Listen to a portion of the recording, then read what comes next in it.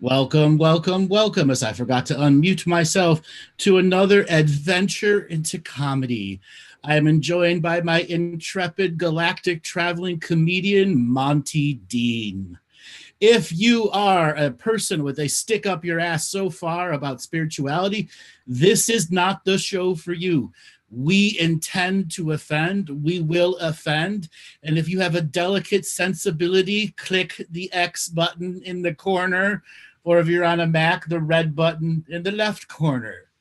Monty, welcome to the show of offending people.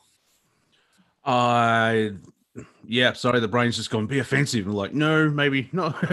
don't offend the host. How are you, Andrew? It's good to see you. I'm doing good, as I was rushing to get my headset plugged in and everything because I misplaced my time, and all of a sudden the counter from the break room came up. Yeah, living on the edge. So this is not a show where you're going to call in and ask for a reading. Monty on Fridays is the only one who does readings.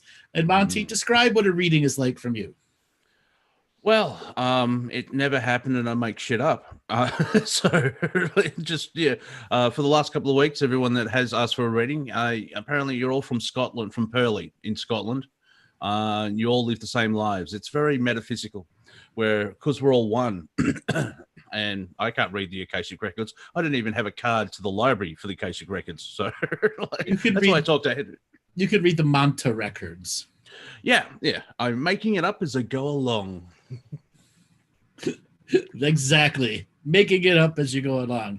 Now, if you are listening to us on Facebook, YouTube, Twitter, Twitch, Periscope, or any other things, Robert is going to put information for how to transfer over here to the Zoom room. We only answer questions from here in the Zoom room. So all of you that are in other places and spaces are going, why aren't you listening to me? Because you need to be in this room. As Robert is suddenly having Windows issues. Okay? All the information is there for you. Yes, you actually have to type stuff in. You can't copy paste off of a live. And there's about 25 of you. Does anybody have the link? Can't you paste it for me? Yes, they could. Or you could just type in https://toys.zoom.us. And the meeting number, 911-001-1974, doesn't seem that hard. If you are a phoneaholic and want to do everything for your phone and not your data channels, all the phone numbers on the right side of the screen for you to come and join us and still use your interactive phone. Pow. Robert, leave it up there for just a minute for all those people who are incapable of writing things down so fast as I talk. 99.9% of humanity. Yeah, exactly. As they're still trying to figure out where's the W button. Wait, I'm on Zoom. What? But wait a second. I got to go someplace other than Facebook. Now also, this is only for people that are live. If you're watching this on Thursday, no. You can't. Well, Thursday you could probably call in, but you know what I'm saying. If live in this moment of now, not a recorded moment of now, which comes to our first item on the marketing, we have our the Planet Collingwood phone. It doesn't have actually numbers; it just says now. It's like one of those infinite chat now bots.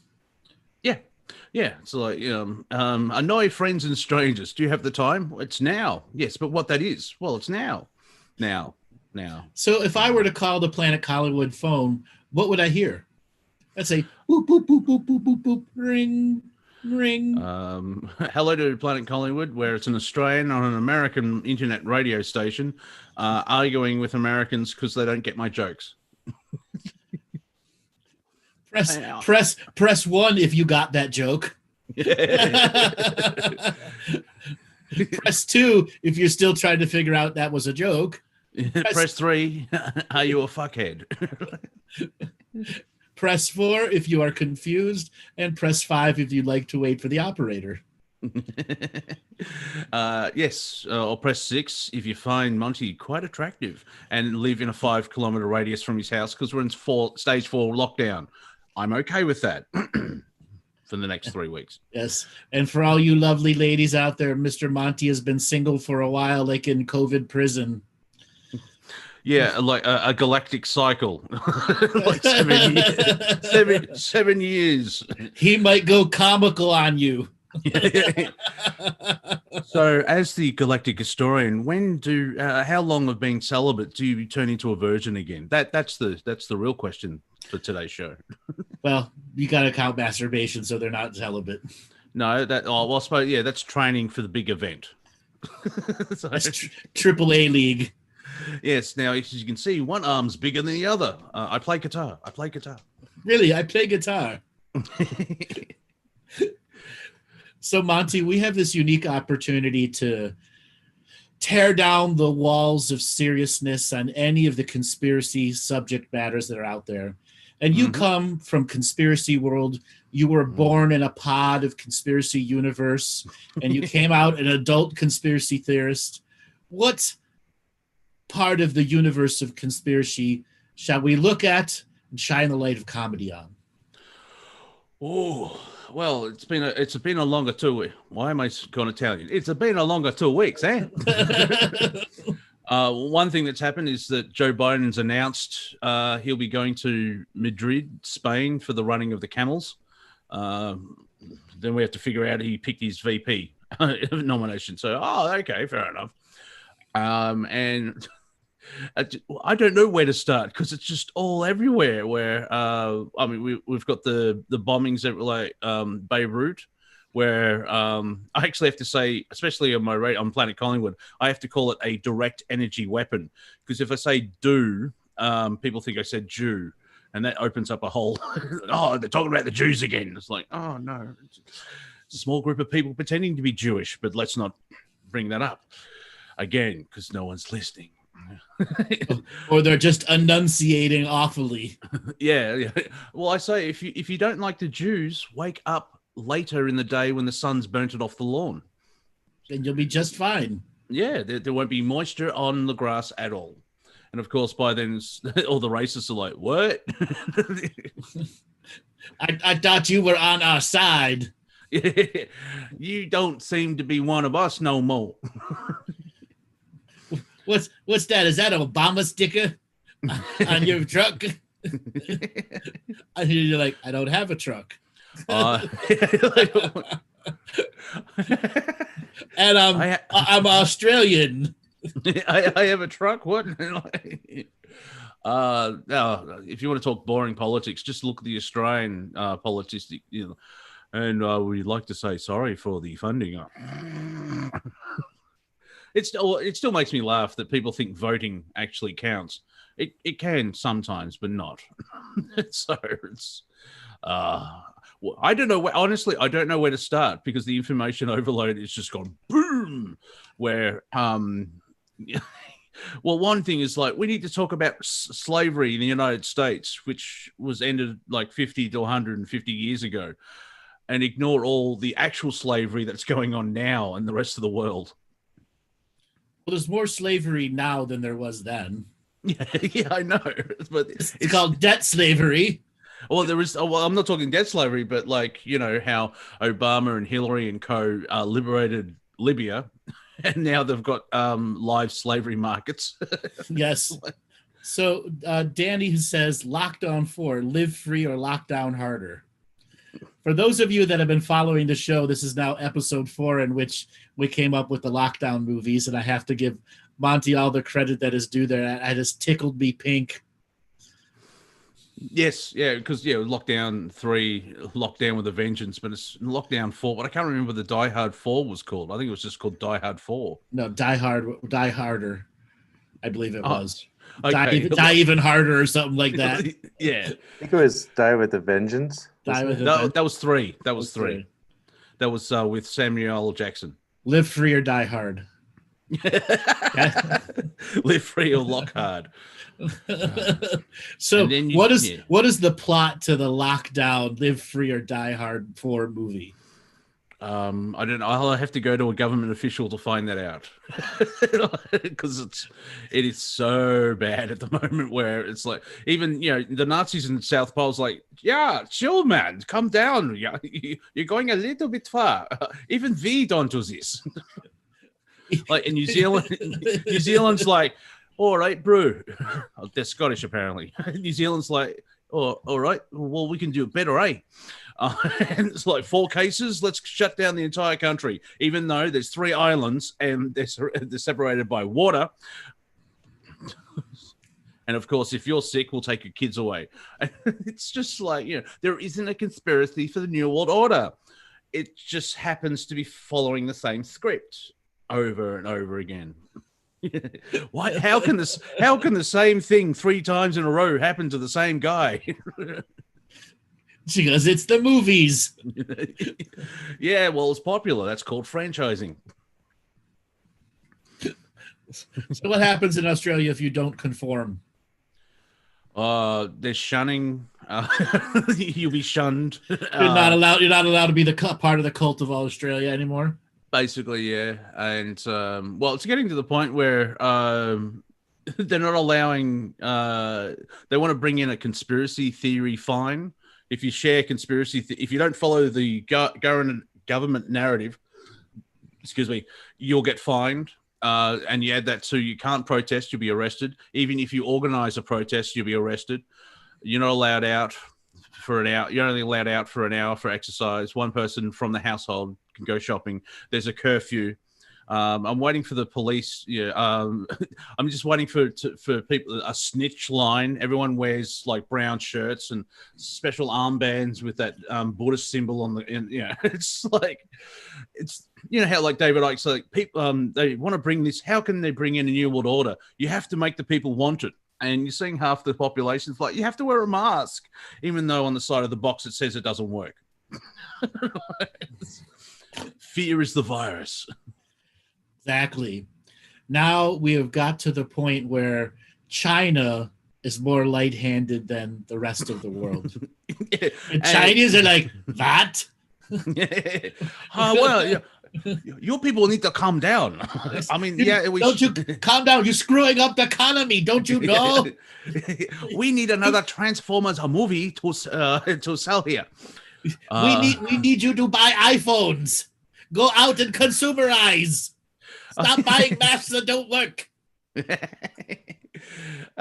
Well, yeah, it's like, concentration camps are bad and genocide is bad and chemical castration is bad. They're doing it in China. Oh, we don't talk about it now because that Chinese dollar, it's good.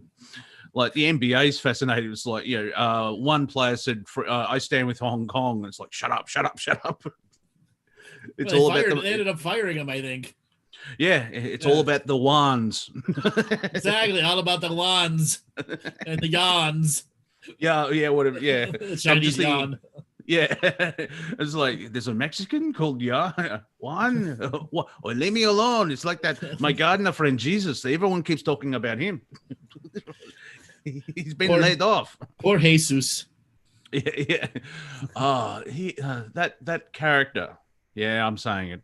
That character has so many names. It's like Emmanuel, yes, you are, which is, I have fun talking to Christians like, but you are a fractal of the prime creator. You are God. No, I'm not. Yes, you are. Don't take the Lord's name in vain. Shut up. I have to thank Gabriel for Lockdown Under 5. With a vengeance, Fast and Furious with a vengeance. Yeah, live hard, lock hard. Well, I think they're still trying to make more movies because they're popular. Because Hollywood is devoid of ideas. It's crap. Well, I like to Lisa Sarah saying maybe Australia just wants attention. They're tired of being everybody's punching bag. Well, we live so far away, we don't care. It's like like Lenny Henry said, it takes like from London, it takes 24 hours to get here. So that's why a lot of people stay. It's like I'm not getting in that plane again. I'm not. No, it's way too hard to get here. Masturbates. Good one, Robert. Good one.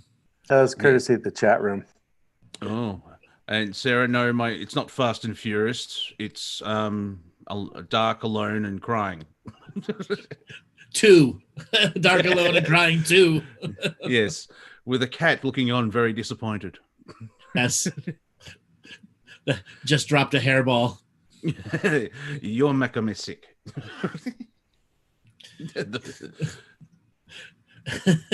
I got a little hairball story. All right. Yes, I know. You've told me that. I don't know if I told you this one. I may have. So I was working at McDonald's at a young age, like 14 years old. And I'm in the back and I'm coughing and coughing and coughing and coughing. I just smoked some weed, and you got those coughs that kind of just linger. Mm-hmm. And there were just 3 girls that were in the break room at the same time. And what's wrong? And I coughed. I'm like, I got a hairball. And from that point forward, for the next 2 years, it just never stopped. Where'd you get your hairball from? Who you licking out? Teenagers, eh? Yeah, teenagers. Maybe they need a shave. Well, I do find it interesting. Like, you don't have to share too much, but you had that connection with the library in the sky. I'm being flippant. That's what I do at the age of 8 at a baseball game. So your puberty would have been fascinating for you. Like you look through. Oh, Becky looks good. Oh no. She was an evil dictator 300 years ago. I'm not going near her. Well, it didn't exactly work like that at 9. I know. Okay. But when I was 16, it did. Yeah, that's what I mean. Yeah. You hit puberty, you're like, hey. You're going to look evil when you're 60. Hey, Steve, don't go for Jill. Go for I can't think of another female's name. Betty. Go for Betty. Yeah, go to Betty. Yes. Yeah, you'll have much more fun there. Yes. Yeah, I nearly said Karen. Exactly. Go for Karen. Yeah. And it's interesting as well when the Karen meme hit the internet. I think her name was actual Karen, but she acted like a Karen and said, "You got to stop saying this. It's like the N-word. It's demeaning and racist." I'm like, racist. The blonde. That's that official blonde Karen who's the poster child for everyone with the really short hair that actually did that interview, and her name is Karen. Yeah, and she's the original. I want to speak to your manager person. Yeah, because in the 20th century, we're referring to do-gooders. It's another subset of do-gooders, basically, isn't it? Karens? Yeah. No, most Karens are not doing good. No. Got do-gooders is like you have to do this. You have to not people doing good. There are doing good, but then there's that annoying pains in the ass do-gooders where you have to follow. Insane Christians is another way of saying it. They're control freaks. Yeah, that's basically Like go to the premise. They're control freaks. Yeah, they're control freaks. To the point where they believe they can control your life at any moment in time. And when you say no to them, oh boy, the Karen monster comes out. And we're halfway through August, 2020. What a decade. Remember those heady days of February? Yes, when we weren't in lockdown and we could go anywhere we want and we were just free hermits. Free-range hermits. We were free-range hermits. Hermits had choices. That's like, do I want to go outside? No. Then lockdown. You can't go outside.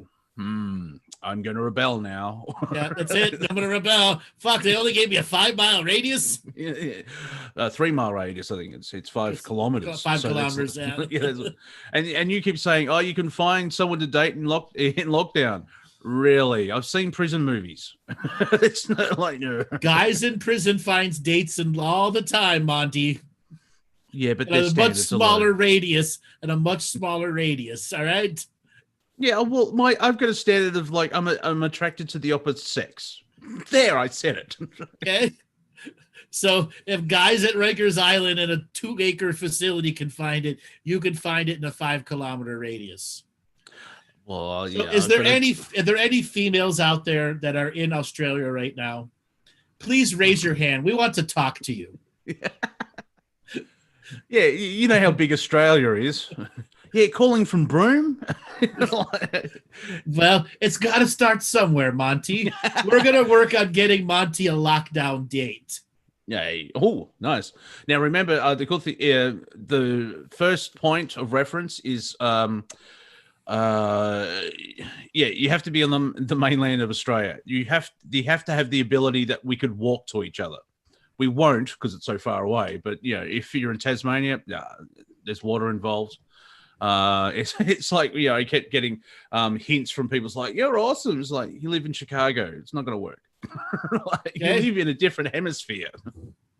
But this is going to conclude. This is going to bring up our dating section of our comedy show. Oh yeah, still working on that hermit Twitter. Yes, that hermit Twitter. So no one's volunteered to put their hand up. My God, Monty. Well, yeah, I know. There we go. Tanya's put up her hand. She might be potential for Monty. Robert, unmute Tanya. There you go, Tanya. Hi guys, how are you doing today? Where are you living at? You don't have an Australian accent. No, I live in San Francisco. I can't walk there. But my brother lives in Melbourne, Australia. Well, is your brother going to be a good date for Monty? No, he's married with 2 little kids. Okay. It's going well, Andrew. It's going well. Sorry, Monty. It's I the thought you were calling for game. hands. I thought you were calling for hands for dates for Monty. Oh, no date for Monty. No date for Monty. But I do, listening to my brother, Monty, I do feel your pain.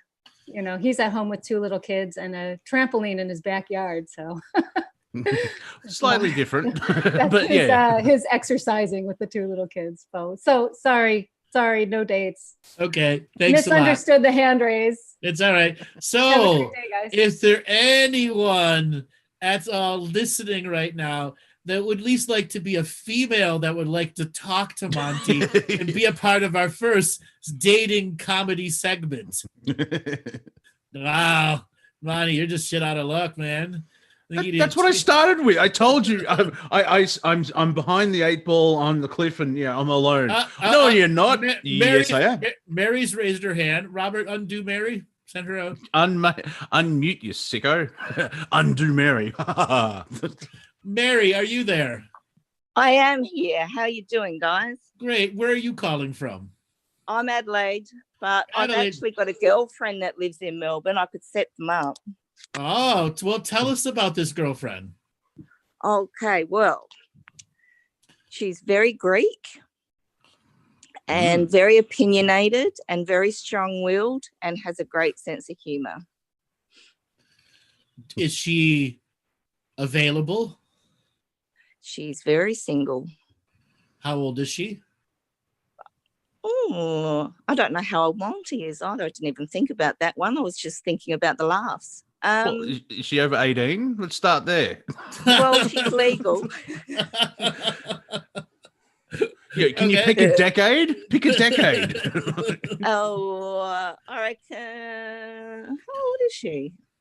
She's probably born in the 70s. Okay, she's in her 40s then. I think so. Yeah. 30s or late 30s or 40s. Yeah, maths. Okay. Does she have kids? No. Okay, Monty. How is this feeling to you? Yeah, well, I can only go 5 kilometers. So. Do you live near Williamstown? No. Oh, well. No. That's the west. I'm in the east. Oh, well, bad luck then, bucko. Well, just bad luck, bucko. Yeah. As I started, that's happening.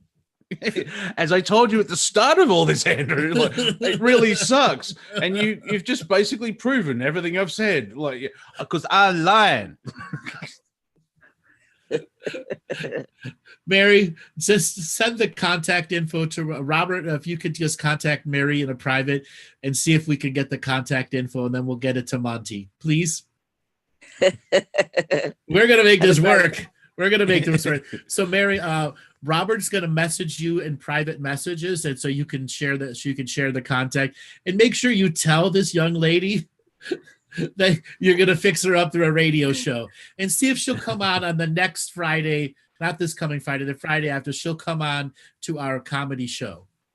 Oh, she's very, very funny. So I tried to actually do the invite link, but I'm on my mobile, so I'd have lost the show. So sorry about that.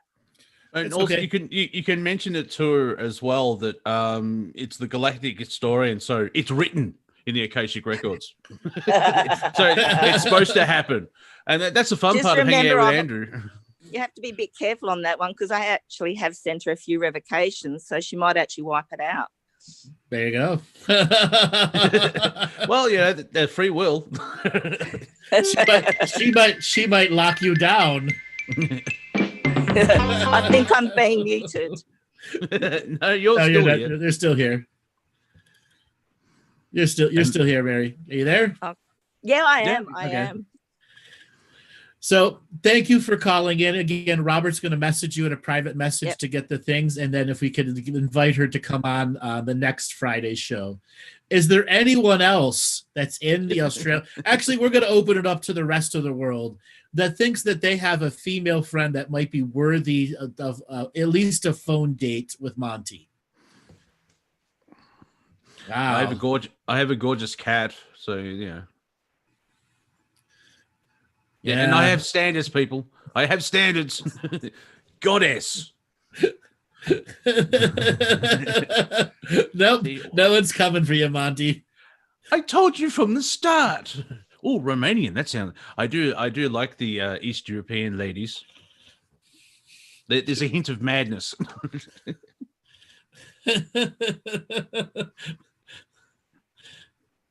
And otherwise a Greek woman. There you go.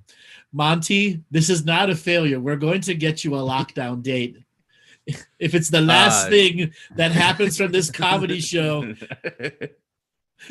we will have you in a virtual wedding throwing rice at the audience. So how did the comedy show go? I scored a date. Exactly. Were you funny? I don't care. I scored a date. Thus, we're going to call on the Arcturian Council to line up the 1 degree of separation so you can find a lockdown date. Manifest. So Victoria's saying, here's a Bulgarian beauty for you. Ooh. Victoria, are you the Bulgarian beauty? And she's not typing in now, all shy. Yes, well, raise your hand and we're going to bring you on. No pressure. No pressure, exactly. Robert, can you bring on Victoria? Yeah, remember it's a comedy show, not the dating game. It's the comedy dating game. Dun, dun, dun, dun, dun, dun, Very dun, nice. dun. There you go. Hey guys. Hello, how are you doing? Hey, I'm don't start doing like that. Fantastic. Wow. Have we gotten so desperate? Yes. All of us. He is locked down 5 kilometer distance. Yeah. How is Are you on a- everyone? I love your show. Are you on a thank you. bath? Yeah, and I can't believe I'm talking to you guys because I was looking at Monty and he does look awfully cute. Well, there you go. A compliment. There you go, Monty. She called me awful. What are you talking about? She said cute. No, she said awful. I hear what I want to hear. That's not a good thing for your future dates, telling them you hear what you want to hear. You might have some inner work there. It's me, But isn't then it? again, I lost it. So, what is it that you've been listening to our show for a while? You know, not for a while, but recently I've been listening to you and it's very insightful. And what do you think of our Friday comedy shows? You know, it's my first one, to be honest, and it's awesome. I think we all need a bit of a, I don't know, laughs Comedy, and yeah, laugh to break up the energy. losing up. Yes. So we want you to zoom into Monty's energy and ask him a dating question. Anything. Yeah. Anything. Oh boy. Yeah, it's only Okay. been 7 years. This is going to go well for me. You're going to make a form as well, Andrew? That's very Australian. Fill out this form. We will the forms, how to ask a question to Monty. It's been 7 years since he's been on a date.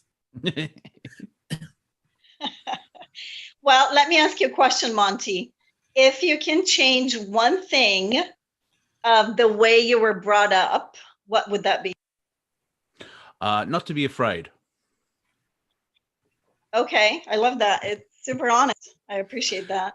Well, it's the whole thing, like looking backwards, and I choose to, at one level, I choose not to remember my childhood, and the recurring theme of like, why did that? Oh, I was afraid, and why did that? Oh, I was afraid. So yeah, I see in like a mini life review that a lot of good things didn't happen because I was scared. And your Akashic record potential meter is going up now. Oh, and a shitload of money. So there is that. So gotta have balance. Yeah. Not scared. It's funny because I don't know if you guys can hear me or I froze. Yeah. No, you're right. You're there. We can hear you. I found out recently that basically, because I did feel for quite a while. I felt for quite a while that I wasn't living life and I was sort of locked in my own little world, observing, right, rather than living. Mm-hmm. And it just took a decision. And it was actually not as difficult as I thought it was. And it was an incredible sort of an experience that I found myself in. So I definitely think that all of us, it's really not that difficult to live beyond fear, is I guess what I'm trying to say. It just takes a decision and just a jump. So, anyway, that's my 2 cents. Well, Wayne Dyer actually had a quote. I discovered Wayne Dyer after he died. I'm like, well, that's just fucking great. It's like, oh, this guy's awesome. He's dead. Jesus.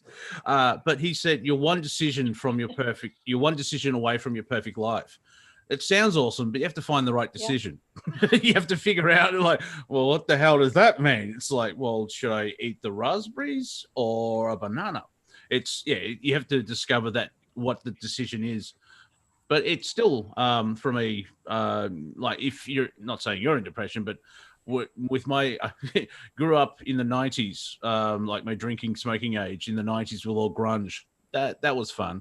But to get out of that sort of low vibration depression, you have to make a choice to start with of like, well, I want to get better, and and it could take 7 years or 5 years, but you still need to actually make that choice of so Monty, now we have to go out a little bit more.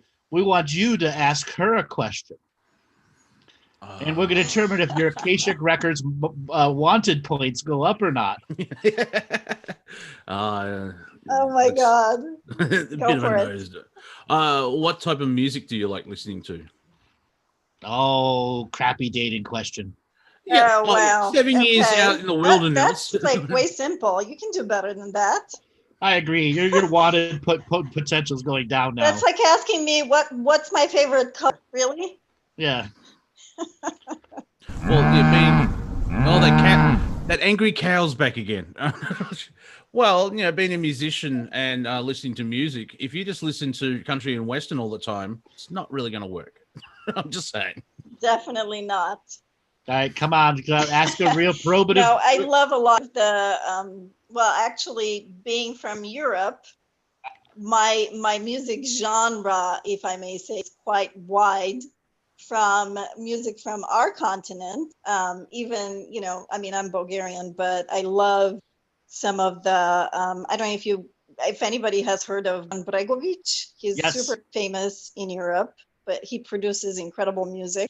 But I love a lot of different, from classical to,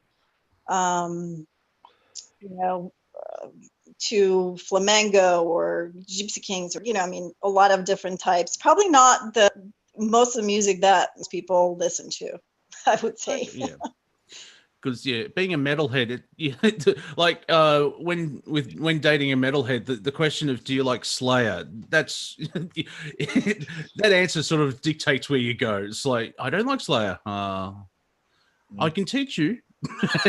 So now Monty, you Yeah, gotta, no Slayer, but Metallica I definitely enjoy. See, that's fine. Iron Maiden, I'm actually wearing a t-shirt, Ginger, who are from the Ukraine. They're quite good. So Monty, you got to Nice. go to the edge of your masculineness and ask a real dating question, one that's been penting up for 7 years in you.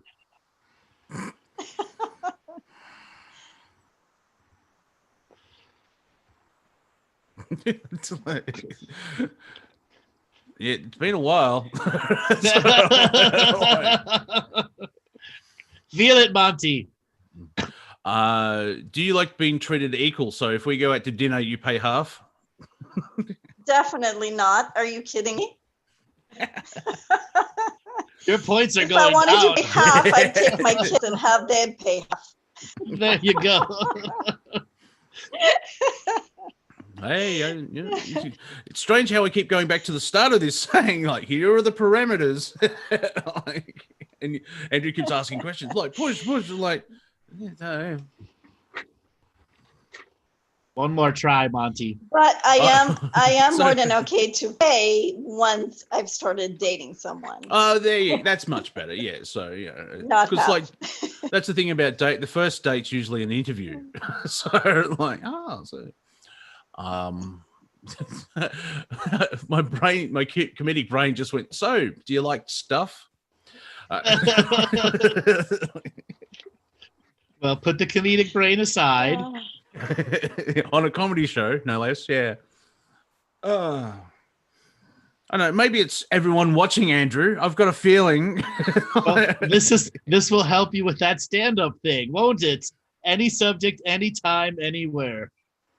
Sound like I'm from the goodies. That's good. I like that show. And yeah, everyone's like, you're red. Yeah, I'm slightly warm because I'm wearing too many layers of clothing. I'm pink. I'm not a white man. I'm a pink man. You do have a nice color, though. Oh, thank you. Yeah. Let the love of the audience in. Well, I think we're done here, Andrew. Sorry to Yes. disappoint you. I think so. I think Monty has to work on some of his dating social skills. Yeah, strange that. Like, when I say I'm not good at this, and then Andrew wants to point this out over 10 minutes. Are you? Yes. I'm still bad. We're gonna change that. One comedy show at a time. Yeah. Would you like to be mentored by Andrew Bartzis on Global Radio? The best way to be taught.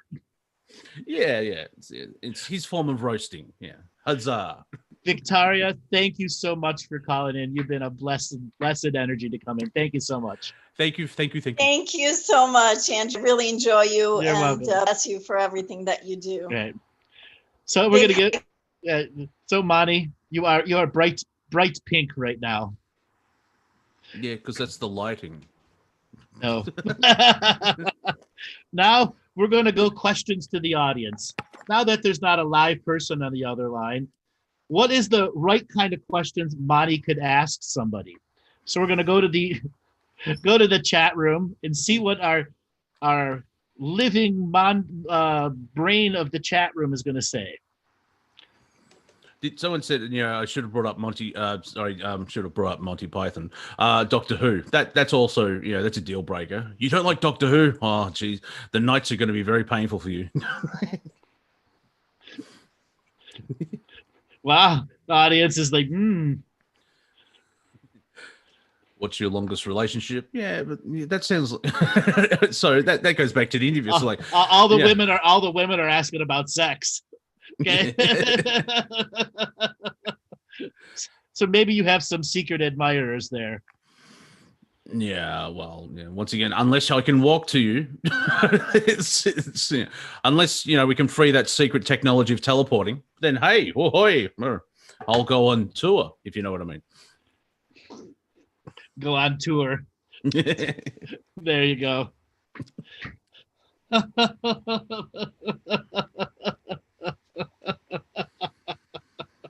On tour tour of lockdown. This is the 5 kilometers I'm allowed. Yeah.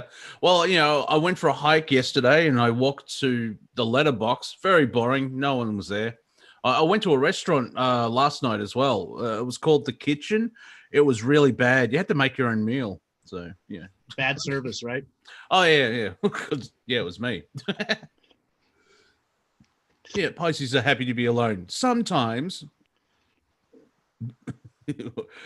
What are your intentions, miss? Yeah, there's some homework. Create a form to speed date for myself. Yes, I'm a Pisces. I was born on the 8th of March, which is International Women's Day. So clearly I'm God's gift to women. It's also a full moon as well. So I wonder why my moon and sun are in opposition. So no wonder I'm like, ah.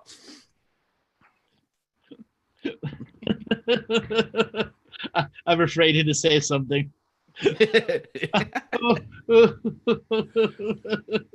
Yes, it's fun trying to roast yourself when you're talking to a multidimensional being that can read the Akashic records. Yes, I'm holding back the polarity.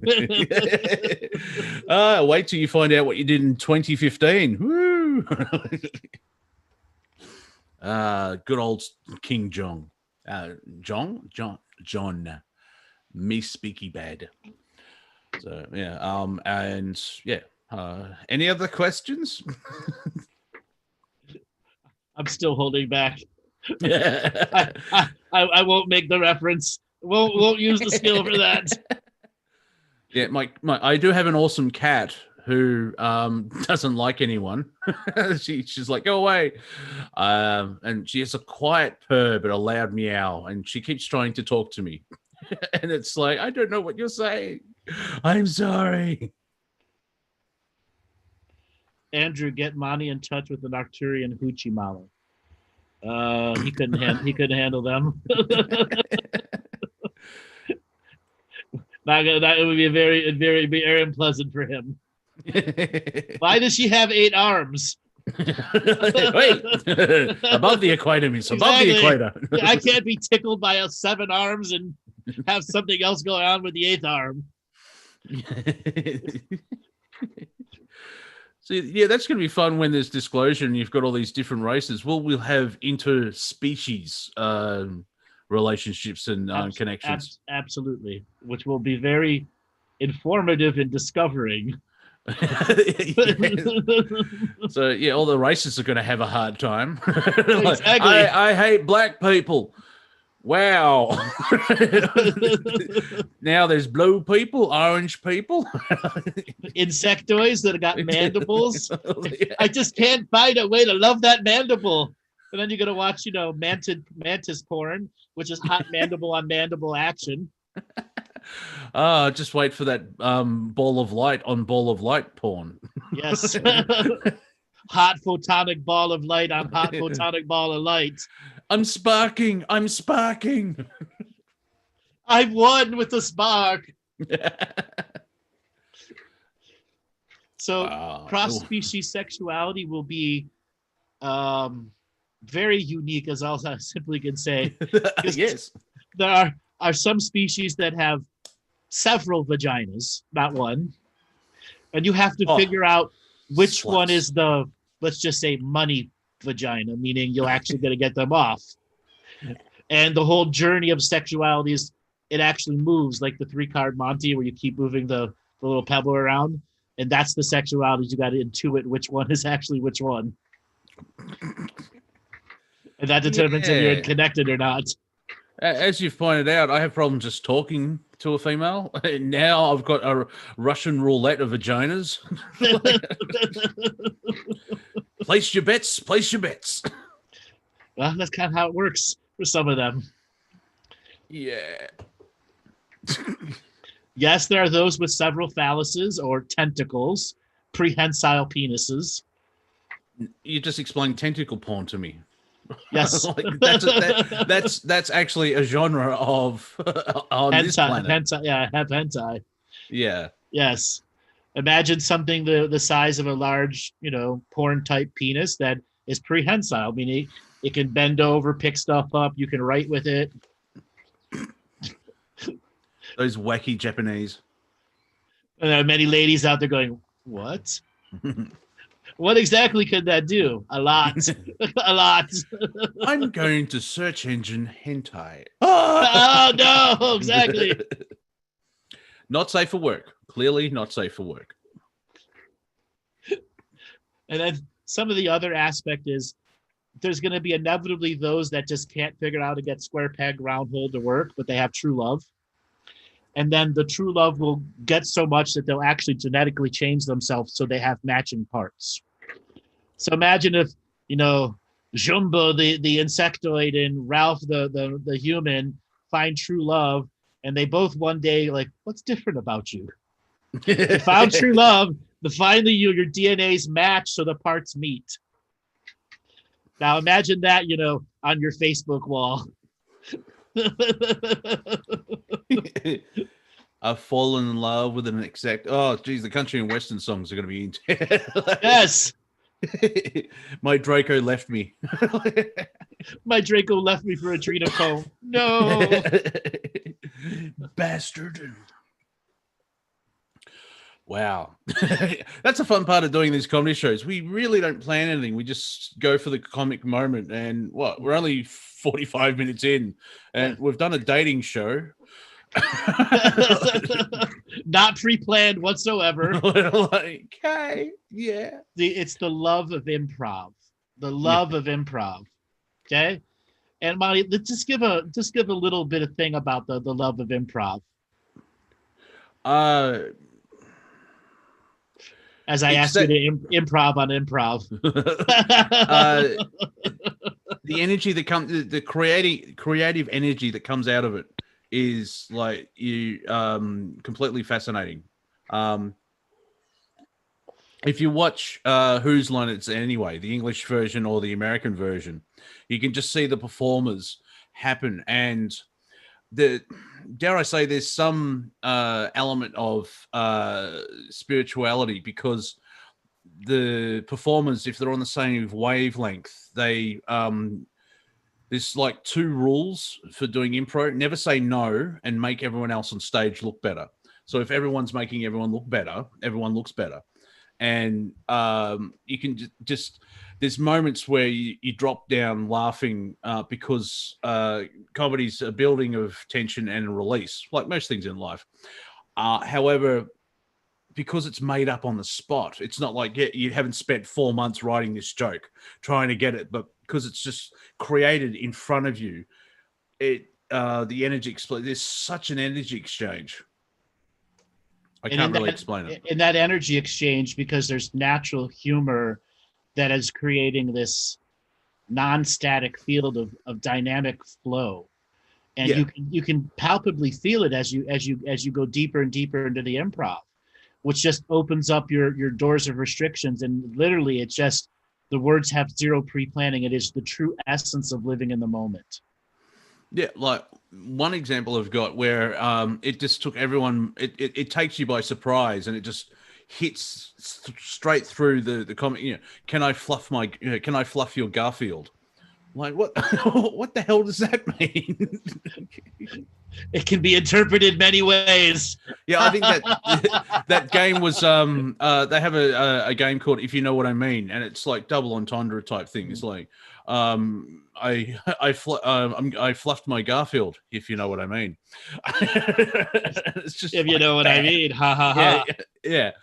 And there's such joy in it where the performers connect an energetic type of thing, and then it's the pure creativity, and it's not like some improv, they do drama, but usually comedy is much better because you get laughs out of it, and the comedy of it is not harder, but it's a different level. And so like a lot of comedians who do go into drama find it easy because you need drama in the comedy and you use different techniques. If you're not trying to find the laugh, you can just slip into drama and be awesome at it. There's Robin Williams is a good example. If all his straight acting, he's really good at it because he knows how to act. Or was, yeah. Hey, yeah. Time's an illusion. Shut up. All right. If you are listening on Facebook, YouTube, Twitter, Twitch, or any other thing, Robert is going to put up some information on the screen so you can come and join us from wherever else you are and be a part of the Zoom meeting room. It is where we take questions from the audience.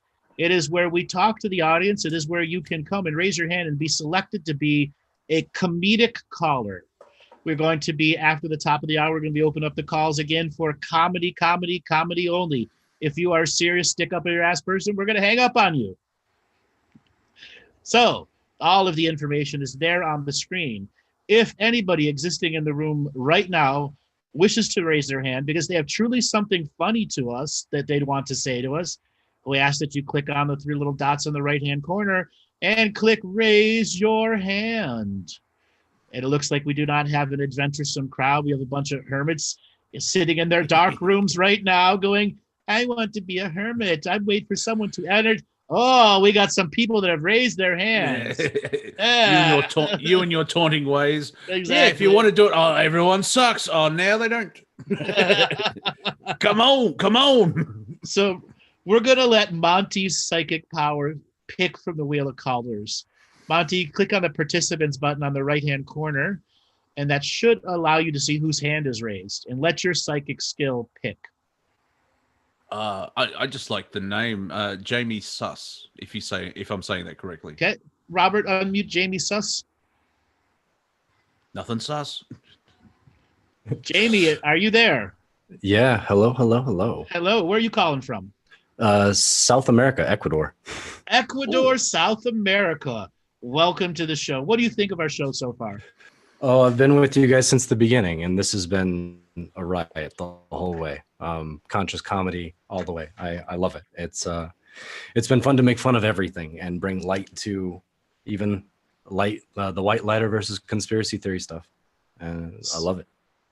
So what would you like to add? Anything comical that you like to add? And any particular light lover stuff that you'd like to take the piss out of? Oh yeah, totally. So this week I went to a outdoor yoga class, and here in Ecuador, everything is banned as far as social gatherings. So underground gathering, and we're at this outdoor yoga class, and it hit me in the middle of the yoga class why it's okay to fart in the middle of yoga. Ooh. And the reason why it hit me is because, we're all distanced far enough apart, whatever. And in the middle of this class, for this joke, a Karen next to me, let something out. And it hit me, what happens if you hold it in, right? Because we've all been there, holding on for dear life that something doesn't squeak out, or praying that someone will just crack a window. But here we are outdoors. And, if I focused more on it, if I hold it in, guess what happens? It just travels up my spine, becomes shitty ideas, emotional diarrhea, some verbal vomit, and as we see now, a self-deprecating sense of humor. That's awesome. So was it a loud Karen fart? No, it was a soft, silent but violent one. Broccoli is broccoli. Were you distanced far enough? Yeah, but broccoli is broccoli. Broccoli is broccoli. So breathe in and release. Not like that. No, exactly. It was like, and then inhale. Did everyone hear it? No, it was only the few of us around that caught wind. Literally, caught wind. Yeah, well, yeah. Only the people downwind caught a hint. There's a scent on the air. Oh. So there's going to be a new meme, Karen farts. When Karen farts at yoga, she wants to speak. She wants to speak to the manager of the colonic. Exactly. Awesome. Yeah, you guys have been great, and I look forward to these shows. It's been fun to just laugh, and how important it is just to laugh. We are getting that feedback where people are getting addictive because of just everything that's going on in the troubles, breaking up that energy and laughing and, oh, dear God. It's a visual gag. Yeah, exactly. And lockdown here is a little tighter than where you are at, Monty. So I feel you. I totally feel you. Yeah, well, you've got guns and tanks and everything else like that, so like we're not that bad. Well, the military is on the streets here as well, just in different ways. So we have curfew. We've had curfew since the beginning. They just lifted the curfew today. Actually, now it's 11 p.m. Okay. Wow. But that is South America, though. They do it their special way, where it's like didn't they have like in Brazil not rape gangs? What am I thinking? They would go and disappear homeless people and stuff like that. So not funny, just a point of view. That was Brazil, yes. Yeah.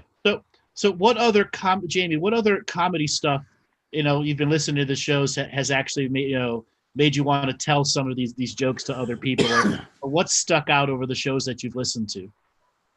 That we can make light of ourselves, right? Taking the stick out of our ass, which is why I told a fart joke. And getting back into understanding that if we can't laugh at ourselves, right? What's the point of all this, right? So Exactly. Yeah, we are human. Like the rest of creation does laugh at us. Like, look, they're watching The Bachelor again. Idiots. So has there been anything that we've done that's made you spit your drink out at all? Yeah, the night in the bathtub, that was awesome because it all hit point. it all hit on point. It just made sense. And then the consequent bathtub shows after that. I really love the Gary and Barry. Yes. And how we looked at the idiocracy, the kleptocracy, and how Gary and Barry are the managers, and playing with that idea of our own structure of things. And then now out creating the conspiracy. That's been the best one. Making up our own shit. Making up our own shit. Exactly. Because somebody will fall for it. Yeah. Somebody will. Sure. I heard that they're chemtrailing with hydroxychloroquine now. With a hint of zinc. That one could work. They're chemtrailing hydroxychloroquine right now. I bet you there's a Karen that will go all over your Facebook with it. And it's going to be fun when everyone discovers that Third Rock from the Sun was a documentary. Sarah's saying that's already on Twitter, hydroxychloroquine. Somebody from Listen to Another Show. And there we go. Yeah.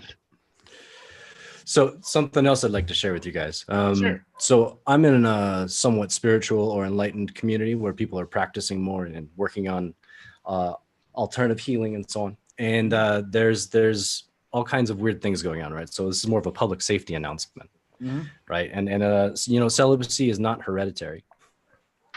No, it's not. It's a choice. Totally. And so there are certain STDs rolling around in these types of communities, and it doesn't have to happen with person-to-person contact. And it's usually the people who call other people sheeple or call themselves woke, right? And it's like gonorrhea where it comes from animals, but it's all about the fluffy bunny syndrome, right? The white lighter. So white lighter STD. Totally. Crystals, fairies, rainbows, fart and glitter, and so on, but they can't handle the reality check or accept reality, right? Denial's more than just their river. It's more than a river. It is a river in Egypt to them. And that's the fun part of doing this show is if any entity gets offended, we have a backup of saying, well, you're not enlightened enough. Because if you see all the, dare I say, the ascended masters, they have a wicked sense of humor. And so if the Dracos or whoever gets upset, well, we're just pointing out you're not that spiritual. So that you can have fun with that community as well. If that's not funny, it's like, yes, it is. Oh, totally. And there's some people who have that backdoor ego, right? I'm more spiritual than you. Yes. Right. I wear three malas. Yes. And I have 9 crystals shoved up my ass. I was watching there's an English show called Mock the Week. I've seen little clips of that, and it's one segment was movie lines you won't hear in movie lines from a movie blockbuster you would never hear, and they did one for Batman. It's like, why so serious? I've got scars, I'm wearing clown makeup and holding a knife. Yeah, fair enough. So what brought you to Ecuador? I came here just before lockdown, actually. I came down here to do a training course in therapeutic hypnosis. And as the course finished, lockdown started and the borders all closed. Isn't the universe funny like that? I may start doing stand-up comedy and start dating. Lockdown. Oh, yeah, thanks, universe. Thanks for that so much. Yeah, I'm going to start traveling and make my way back. Nope. Borders closed. Exactly. You have to stay here for 18 months because you suck. Yeah. Well, yeah, 6 weeks is quickly becoming 6 months. Yeah, isn't it what we're in the 5th month of the 2-week lockdown? 150 days or something like that. Yeah. Yeah, exactly. So, are you stuck in the spiritual community? Not stuck. Happily there. Yes. Okay. He's accepted his position. Yes. So yeah, there are some free range humans here. That's for sure. Some people have been off the grid for a while. Free range hermeses. Hermits of the world unite. Well, there is a cure for those white lighters with the STD, which was where they're farting rainbows and butterflies. Okay, it's called truth. They can't accept it, and it's the only way to cure it. Yeah, but those are the ones who think that truth is relative. Yes. If your sexual parts are dripping rainbow colors, something's wrong. Yeah, see a doctor. See a doctor, a witch doctor. Yeah, it's like I'm probably going to be called a TERF or whatever, but the transgender things, like men bleed too. It's like if you're bleeding from the crotch, see a doctor. I'm just putting it out there. If you don't have a uterus, science. Something might be wrong. Yeah, exactly. Like, I'm having my period. No, you have an open wound. like, that's near the ephemeral artery. You may die. So, Jamie, do you have any stereotyped people that you see on a regular basis there that you'd like to share the stereotype of the super spiritual? Sure. There's definitely a few. There's the I've changed my name. You can call me Shakti. Oh, I know many of them. Shakti 1, 2, 19, 254. Yeah, there's that. There's some other funny ones where it's we escaped the Matrix, but we didn't wake up. I love that one. Do you have any people that identify as extraterrestrials? Where, like, I'm an Arcturian. You look pretty human to me. There are plenty of channelers around here, so it's more like they contact their guides and speak the truth from that perspective. So there's definitely, like, I channeled the Pleiadians. Want to come to my channeling tonight? Yeah, I would be careful about that. My exact response. Yeah, I'd have a blast with them. I mean, are you really channeling the Pleiadians? Let's test. You're not a Pleiadian. You're your shadow, bitch. Yeah. Oh, you're from the Pleiades. Do you know Dave? Dave, he's huge there. Yes. Want to meet some of my Pleiadian friends? You know, there's other other stereotypes down here. Like, there's the hippie gigolo, right? Normally the guy who's selling crystals on the corner. Mm-hmm. Right, and he's comes up to the ladies. You know, you probably have a blockage in your heart chakra. I can feel it in your breasts. You know. And that's real. That's real. That is so real. There's also people here. Like, there's a guy who's a DJ. He changed his name to Digital Shaman. It's no longer a party. It's a ceremony. Oh my god! Come over to my temple. Oh my god! Yeah. Oh my god! Oh my god! Oh my god! You know, or there's the too intense, too much eye contact. Oh, the person who offers the eyeballs too early in the conversation. Yeah, where their eyeballs look like they're on methamphetamine. So, how many Jesus do you know? None. All of them have come to the self-realization. Okay, cool. Because so your couple's like, I am Jesus. You may have tapped into the Christ consciousness, but you aren't Jesus. So, how many Buddhas have you met? Quite a few, but it's more like Buddha at the gas pump type Buddha. Buddha at the gas pump. Yep. Any Kuan Yins? Sure, you can heal everything with forgiveness and compassion. But there's action that has to come behind that, right? So there's a couple. This comes back to the wearing my malas, 3 malas, and have step chime type jewelry on. That they trip over all the time. Or it becomes a distraction in the meditation, right? Because they have covered in the objects that are annoying. How bad is the patchouli oil? Patchouli is not so bad. It's all Palo Santo down here, so Okay, it's all Palo Santo, yeah. it's all Palo Santo. So I'm just wondering, being South America, how many people are on cocaine? It's usually just the foreigners that are doing the drugs down here.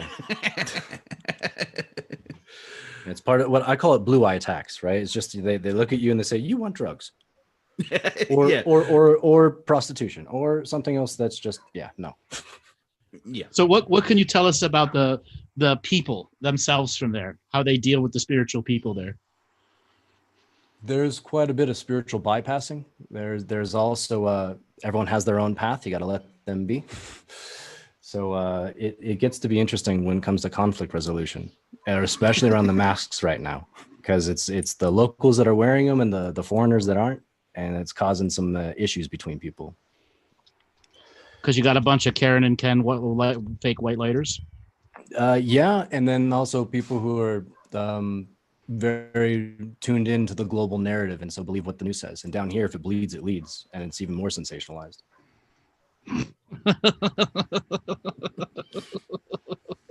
That's awesome.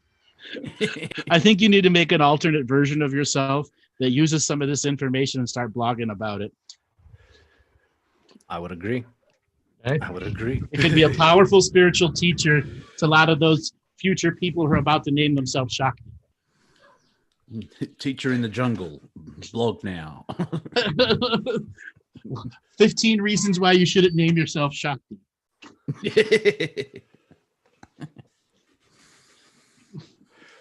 Totally. Man, thanks a lot for calling in. You were a breath of absolute fresh air. Thank you so much. Thank you guys for keeping the laughs rolling, and thanks for letting me share some of these spiritually transmitted diseases on there. Oh, that's all right. Awesome. We're gonna steal it. Please do, right? Please do, right? Thank you. Thank you guys. Awesome. Thank you so much, brother. Thank you. Monty, we've been inspired. Yes. I should start my own communion in a 5-kilometer radius. Monty Shakti Dean.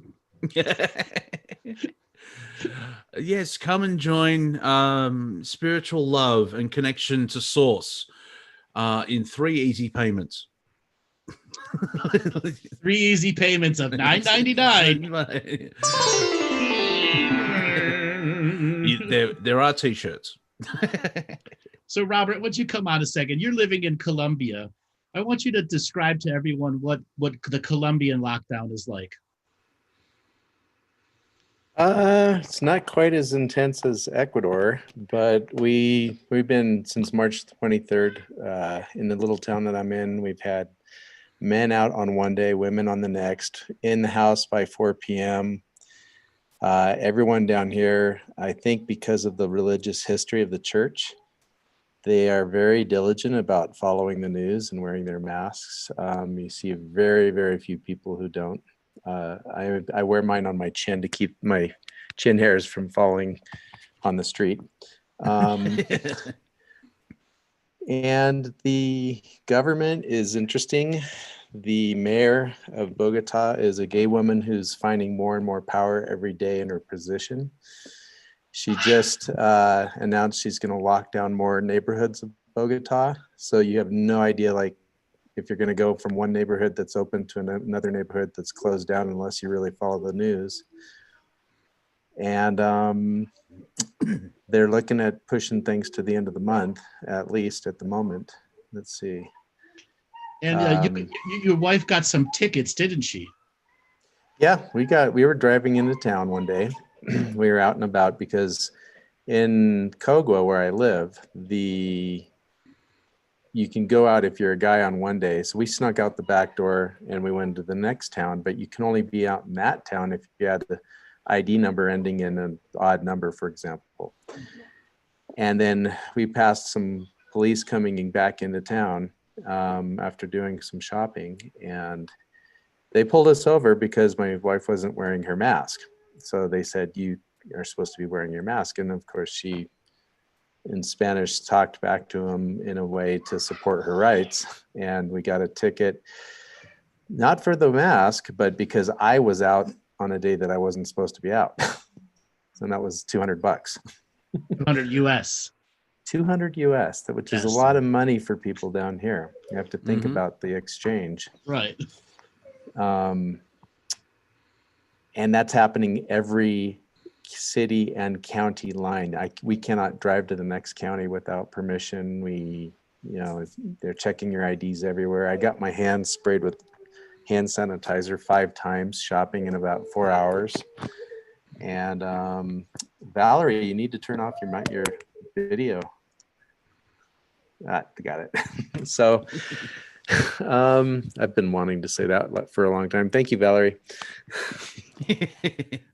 So anyway, yeah, and family went out. We were all together. I actually stayed home. Grandparents, wife and daughter in the car, and got stopped by the police. The car was taken away and had got 4 infractions. And they had to figure out how to get home. And that's happening all the time to people too. So it's really interesting. Is it are they trying to be safe, or they're trying to raise revenue? You just imagine corruption at its best, and that's what's happening. Revenue. Yeah, 'cause It's revenue raising. Yeah, Revenue 'cause it raising, just- but people also take bribes. That's very common down here. Because it sounds like it's more chaos. Like Melbourne, it's uniform of like in this area everybody, and so it's suppression. But it sounds like from your perspective, it's totally of like, well, this street you have to wear a red jumper, and if you go into the next street, it's a blue jumper, and if you may be shot. It's they've amplified the chaos where it's everyone for themselves. Good luck. Yeah, it's like that, and people, I don't know how much they're talking about it, or they're just rolling with it, but it's interesting. So any word if they're going to lift the lockdown at all, or is it they just keep extending it? Right now, it still gets extended and extended. And I want to make I told you so statement back in March. That's what was going to happen. They're going to keep extending it and extending it. Bait you that they're going to come out and to keep extending it. I didn't want to agree with you at the time, but I acknowledge you said that. You did say that. You At were the there time, I live. was You were there live for the show. biting my tongue. Here in Victoria, definitely till the end of the year, we'll be in a form of lockdown. Could be stage 3, could be stage 2, but they're actually gone. It will be through Christmas. We'll be in some form of lockdown. So we just got word here in the United States that Canada has extended the border closure between America and the United States till the end of 2021. Wow. That is a instance for you to understand, Americanos, gringos, that as long as the Canadian border is shut down, you're all fucked. Yeah. The Canadians just say, fuck you, Americans, and your virus. Don't come across my border. We just had a friend who flew back to Australia. She's from Italy. Her boyfriend and daughter went to Australia back to Australia a couple months ago. She just flew back there and was told she can't leave for 4 years. Yeah. It's like, wow. Yeah. Some of the shit that's going on is preparing everybody for what's going to come in 2021, which is the vaccines we have don't work. And the Russian vaccine, it's just for the oligarchs. Okay. It's not for everyone. Yeah, a long time. So yeah. But we've got Joe Biden and Camel Toe Harris. Mhm. Uh-huh. I've got to find a picture of that. Hold on. Camel toe Harris.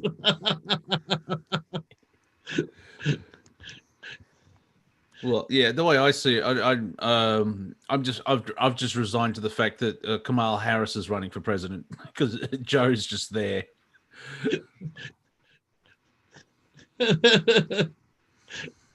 I have to say this.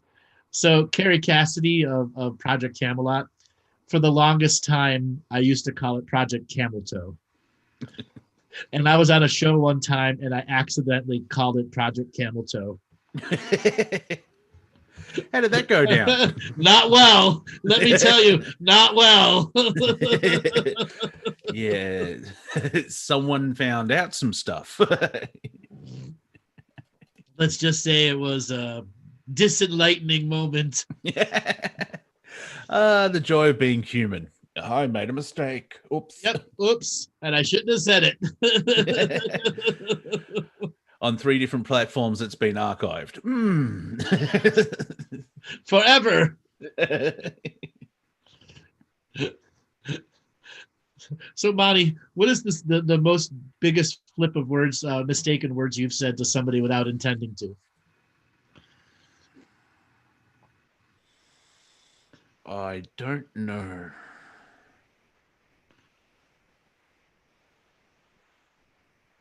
No, I don't know. You don't know. It was that bad. The mind's gone, nope, wipe. Nope, I'm logged out. No, change timelines, quick, dink. Exactly, dink. So it would have been impressive if I remembered. But I'm sure I keep making mistakes where, because humor can be subjective. And like even typing in something, you're being sarcastic, but people think it's real, which is making it interesting now where satire and parody seem to be disappearing because you don't know who's being facetious or not. It's like anymore, yes, because the blinds have been blurred so much. Yeah, there's a meme of like, is this a parody account? Like, you keep seeing that, and it's like, no, they mean that. Oh dear God, no. Like the whole thing, there's up to 30 things that this is racist now. Like punctuation, that's racist. Did you see, now this is funny because it just brings in the Star Trek episode when Picard gets kidnapped by, I think it's the Klingons or the Romulans. But apparently 2 + 2 = 5. Is that the episode where he had the lights shining Yes, on him? yeah. There are 4 lights. Yes, they were not Romulan. They were Cardassian. Oh, Cardassian, yes, yeah. Yes. Yeah, that makes sense, yeah. Yeah. But that I don't know if you've seen that hit the internet where because mathematics is racist, and it's the whole thing, it's what you believe instead of imperial science, or however you say it. But yeah, it is from 1984. It's 2 + 2 = 5. Don't you know that? Like 2 + 2 = 5. And I'm like, really? This is the level of stupidity that we're getting at, where everything is racist: jogging, camping, punctuation. Do you know how you get 2 + 2 = 5? 2 and 2 is 4. Add the plus 5. I can point out that I have 11 fingers. Show us. Okay, yeah, 10, 9, 8, 7, 6, and 5 is 11. Beautifully put. So many people are like, wow, I get it. Yep. See, smashing through the multi-dimensional truth barrier there. That's right. You're a multi-dimensional mathematician genius. I just remembered from, I think it was Thursday's show. I like popping on to, being brought on is quite fun, but I mainly just hang out and chat and try and make people laugh. I can't remember the joke, but I actually made someone spit water all over their screen and keyboard from writing a joke in the chat. And yet, yesterday, wow, it was only yesterday. What happens in Vegas, Vegas stays in Vegas, the whole Vegas nerve. That was funny. Well, I have been sent many bills for computers that have had drink sprayed on them. Actual people have sent me bills for saying things they spit their drink out on. So that's part of the blame, shade, and domination and control, because they're blaming you for their reaction. Well, some of them are jokes, and then there are the ones who are not joking. Okay? You, as a light worker, cannot say these things. And I was so offended, I spit my drink all over my computer and ruined it. Therefore, you owe me a computer. I actually shared yesterday a photo of the Earth and a photo of the Earth. This is this is planet Earth before and after your opinion, and it's exactly the same. Yep. People are asking me, like, really? I'm like, absolutely. I have at least a dozen emails over the last 9 years of that exactly happening. Meaning saying something that was not acceptable for the light worker Karen. Yeah. Oh, and what was my response back? Ghost. Don't answer them. Best thing ever. Or good luck with that. Or no. That's it. No. See attachment. No. See, that's the fun part of living on a free world. You can say no and hold your space. Right. And then at the return message, what part of no don't you understand? The F or the O. Yeah. It's in all the information. There you go. That's the one I shared. All the information's in the word no. Exactly. And I've used the GIF from, I think it's Austin Powers 3, where Dr. Evil's talking to Goldmember, and Goldmember says something stupid, and Dr. Evil just wheels over in his wheelchair. How about no, you Dutch bastard? So I've been talking with my PA Michelle about having her come on one of the Friday shows and talking about some of the strange ass emails that I get from some crazy people. In the 9 months or 8 months she's been my PA, she has been exposed to some crazy stuff. One particular was a 17-page email about a life story that ultimately wanted a free session. Okay. Now, I get this regular, and I had to explain to her when she took over the job position, like, you're going to get life stories, and then, multi-page life stories. You have to learn to ignore most of it, go to the end, and actually figure out what they want. Okay? So, the response to a 17-page email. Huh? Exactly. Huh? What are you asking for? Lori, mine was only 5 pages.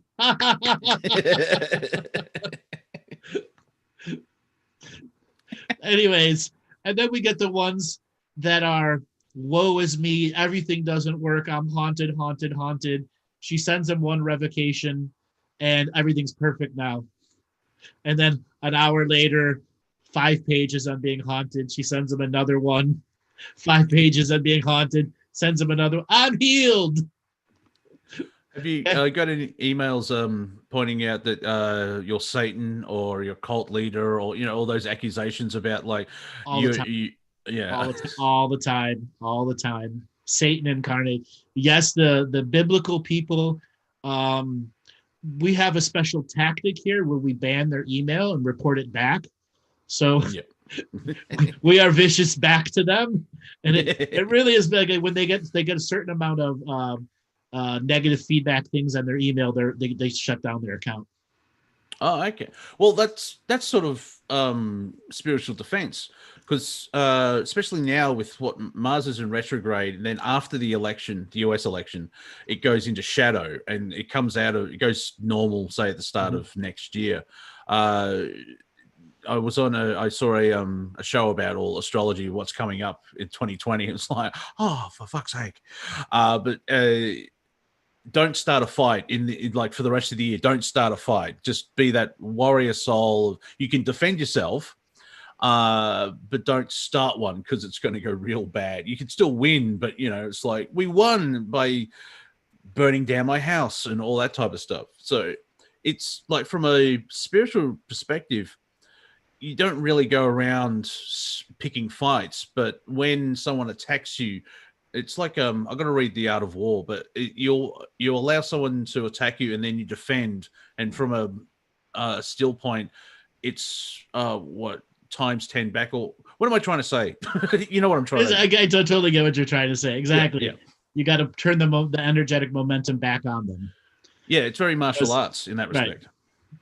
So I'm not going to give everything. I talked to Michelle a couple of days ago about this, but it'll be just a little sample here. So after a while of doing the job, she's like, what do I do with these people who just want to meet you privately? And I'm like, you mean people that have an obsession with me and just want to go on a date? I go, put them in the corner on the side, along with all the other ones, and ignore them, because it's going to get to the point. And then this was just several weeks ago, there came a love story from a person who had a dream with me, married me, etc., and was trying to physically send me a ring. Mm-hmm. Okay? Yes. Yeah. So I get some psychos. Yes. Yeah. Yeah, I've met your fourth dimensional self, and yeah, he's a funny bastard. He's a bit of a prick. Because I remember I had a dream about explain the dream, and you've just gone, yeah, he's been a prick.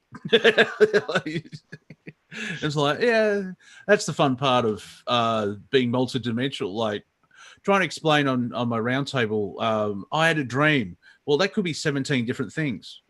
Whereas it could be a different timeline, could be just a holodeck in your own mind with the subconscious. It could be on the astral plane. And people are the commenters says, but you're my soulmate. You know how many emails a year I get for people saying that I'm their soulmate? Like 400 or 500. And don't you say that you've basically, like being a galactic historian, you've lived everything? No, I've lived in every major soul families that's a part of karmic resolution. Yeah. So I know the ins and outs of this, what the family's trying to resolve or create. Yeah, so technically you are their soulmate. You're a soulmate to everybody. No, I'm soul family. Okay, soul family. There's a little incestuous here. Okay. yeah. There's a this is where distinction kicks in. It's like, soul family, not soulmate. We met at a mixer, like a family reunion, but you've just jumped. It's like, oh yeah, awesome.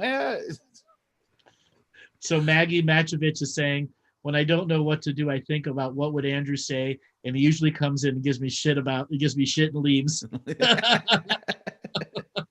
Self-healing, self-nurturing, bitch. Colonic.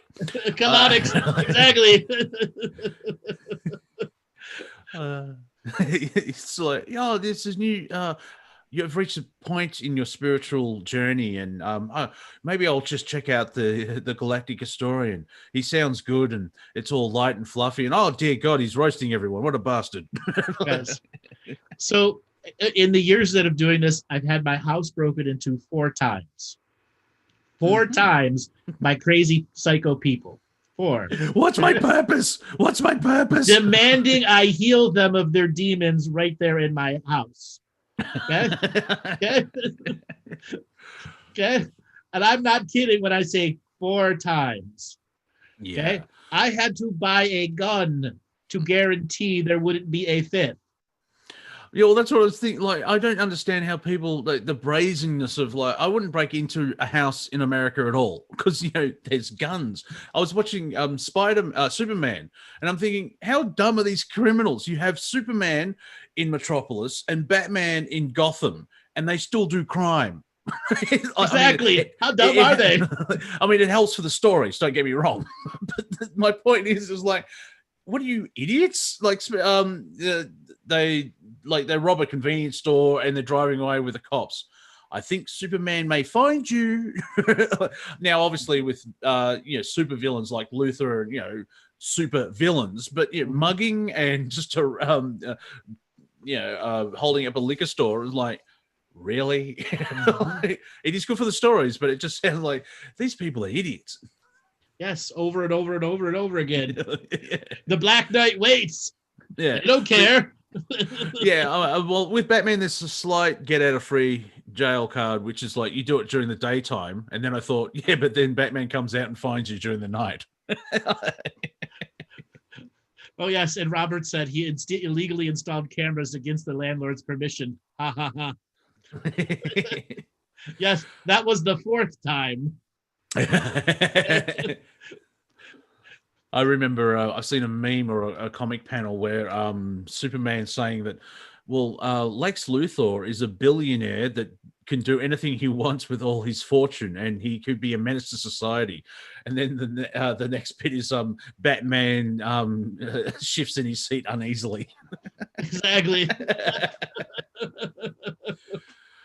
But yeah, being broken in 4 times. Is that a life lesson, or is it just because like when it'll be interesting perspective, I guess, where for me, when I don't have people break into my house, I'll just get a laser pointer and Scoffy will take care of you. So there, it's all fine there. But you know, when you sort of learn a lesson and then 3 years later it happens again, it's like, is the universe just give me a reminder? It's like I've worked through it here. What am I missing? And then there's a spiral of doubt for a second. That it's fun how, and then of course it could. Is it part of a lesson for them? And yeah, we should be given a manual when. This is why I think a lot of people get freaked out. They keep asking about the past, is because they're trying to figure out the now. And can you imagine in elementary, primary school, teaching kids how to meditate for 10 minutes, how that would just spread out and help humanity? You know, little things. I'm laughing at the chat and laughing at what you're saying at the same time. Alan is saying he doesn't have people break into his house anymore. He has bear shits on his front lawn. Yes, that happens too. Scoffy. It's Scoffy. It's an O, not a U. Scoff. So what have I learned? To be armed. There are super psychos out there, and no matter how much protected you are, if they want in, they're in. Yeah. Okay? Have security, have cameras. Yeah. That's that makes you feel the safest. Did I feel violated? Absolutely. Every time I felt violated. But I also know that the universe was telling me I'm reaching a high enough frequency that the system is doing that stuff. You're annoying the fuck out of it somehow, and they want to send something direct at you. And then the next level is don't let it have the frequency and the capacity. I was able to talk myself out of most of these situations, but there was also one situation, it didn't matter about talking. It was about me having to kick the shit out of it. Yeah, okay? Yeah. Okay. Like in the movie Imagine, John Lennon actually, I don't think it was, it's caught on camera, but there was because in his grounds, in his mansion, in his house, there was a homeless guy living there because he believed John Lennon was Jesus. And John just worked it out really well by he wasn't insane, batshit crazy on one level, but he talked him down, and they took him into the house and gave him meals. Like, I'm just a human. I'm just good at writing songs. And it's your experience. It reminds me of that saying, the Japanese say, don't be that one nail that sticks out, because you get the hammer comes down on you. And that's sort of like, if you've been attacked at that level, it's because you're doing the right thing. The quote we use on Revolution Radio, you get more flack if you're over the target. Exactly. And, in this particular situation, what else did I learn? That, I grew up in a family that was anti-gun, but my 2 older brothers were in the military, so they all had guns just to piss off my parents. As you do. So I learned to shoot at a very young age, and I enjoyed it. And I used to go to gun shows all the time. My oldest brother got a federal firearms license, and that meant that I could go and buy and sell guns at gun shows for really cheap and turn around and turn them into money. Okay. So I had a lot of experience. And then when I became a spiritual teacher, do I really need a gun? No. So I got rid of my collection. Well, I learned I needed a gun. I really did learn I needed a gun. Okay. Well, when you have Galactic in your title, it's like, someone may point out, is there, now I know you have communication with certain groups of entities that are trying to help. Yeah. Have you had any experiences with the negative side that go like, acting like, we don't like you. We don't like you. You're stupid. Oh yeah. I've had some really negative ones that want to hurt me. Okay. Yeah. So part of my early life, I worked at a haunted house. So here in the United States, for people outside of the United States, Halloween is a giant, giant big deal. And there's this entire industry of people that have these haunted house shows. And sometimes it takes you an hour to 2 hours to go through.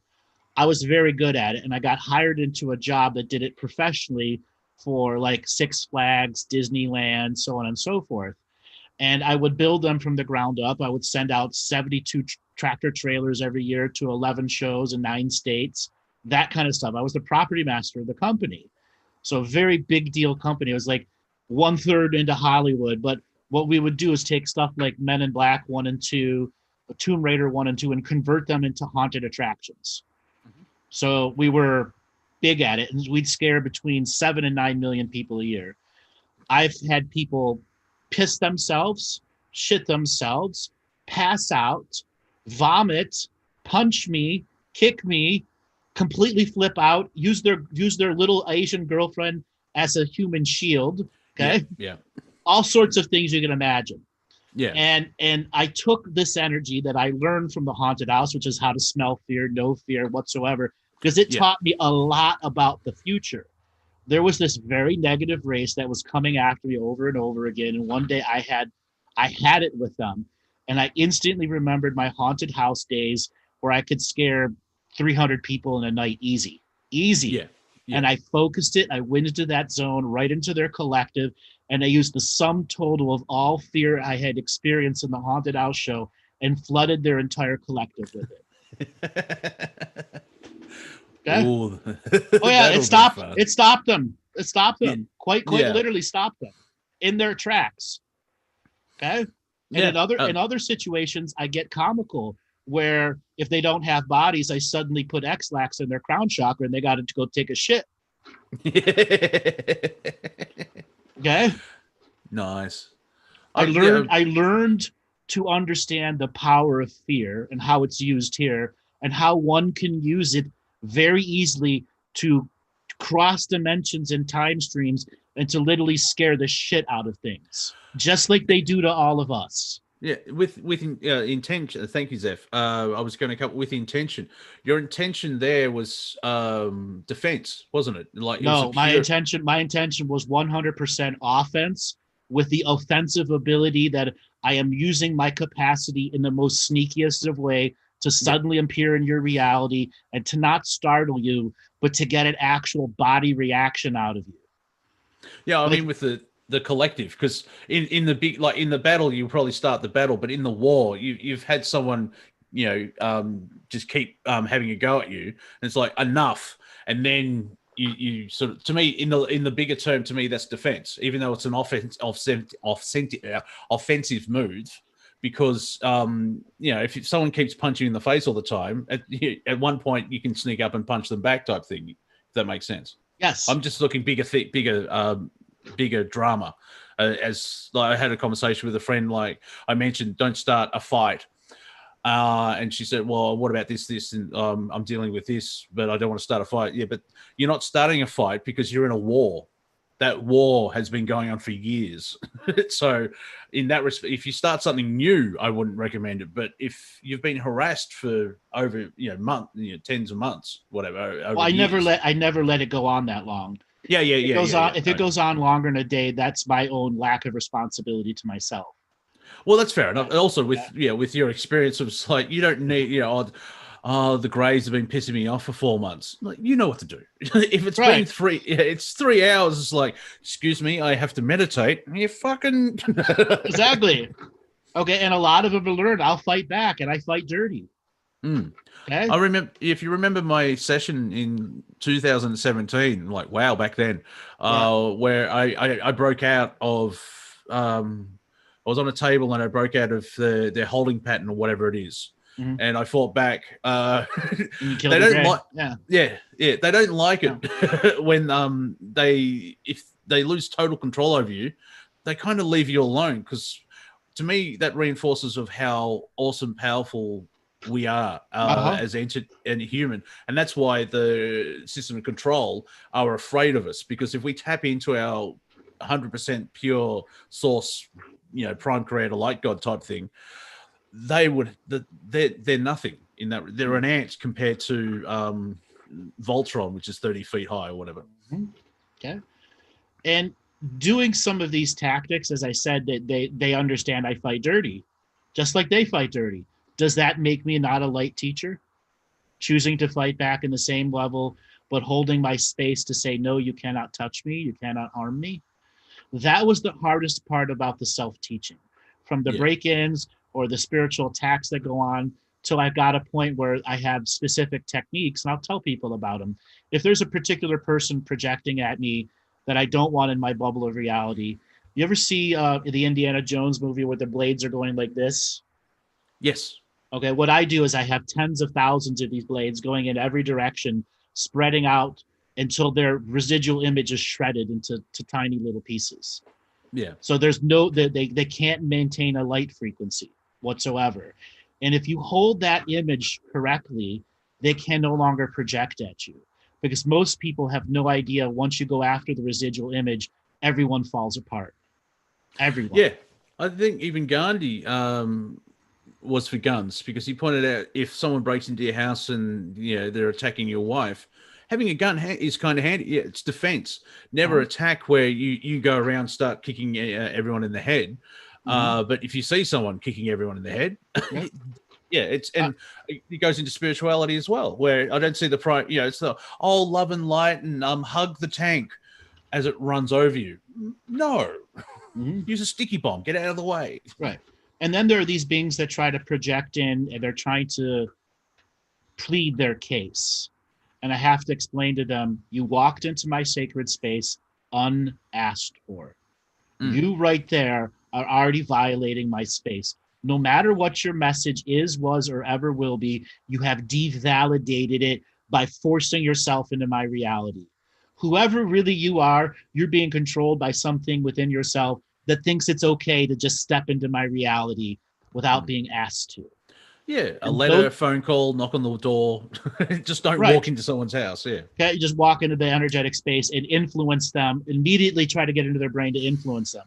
Those are the bitch psychic brats out there that have zero boundaries. And I have no respect for them. And I've had to develop very special techniques to boot them out of my reality with such strength. When they get back in their body, they're generally sick for a week. Okay? Because of the energy I put back into them. It's not my energy. The same energy they use to penetrate my reality, I reverse it, because penetrating my reality is not easy. I practice a lot. Well, that goes back to, I think, how we started the whole conversation.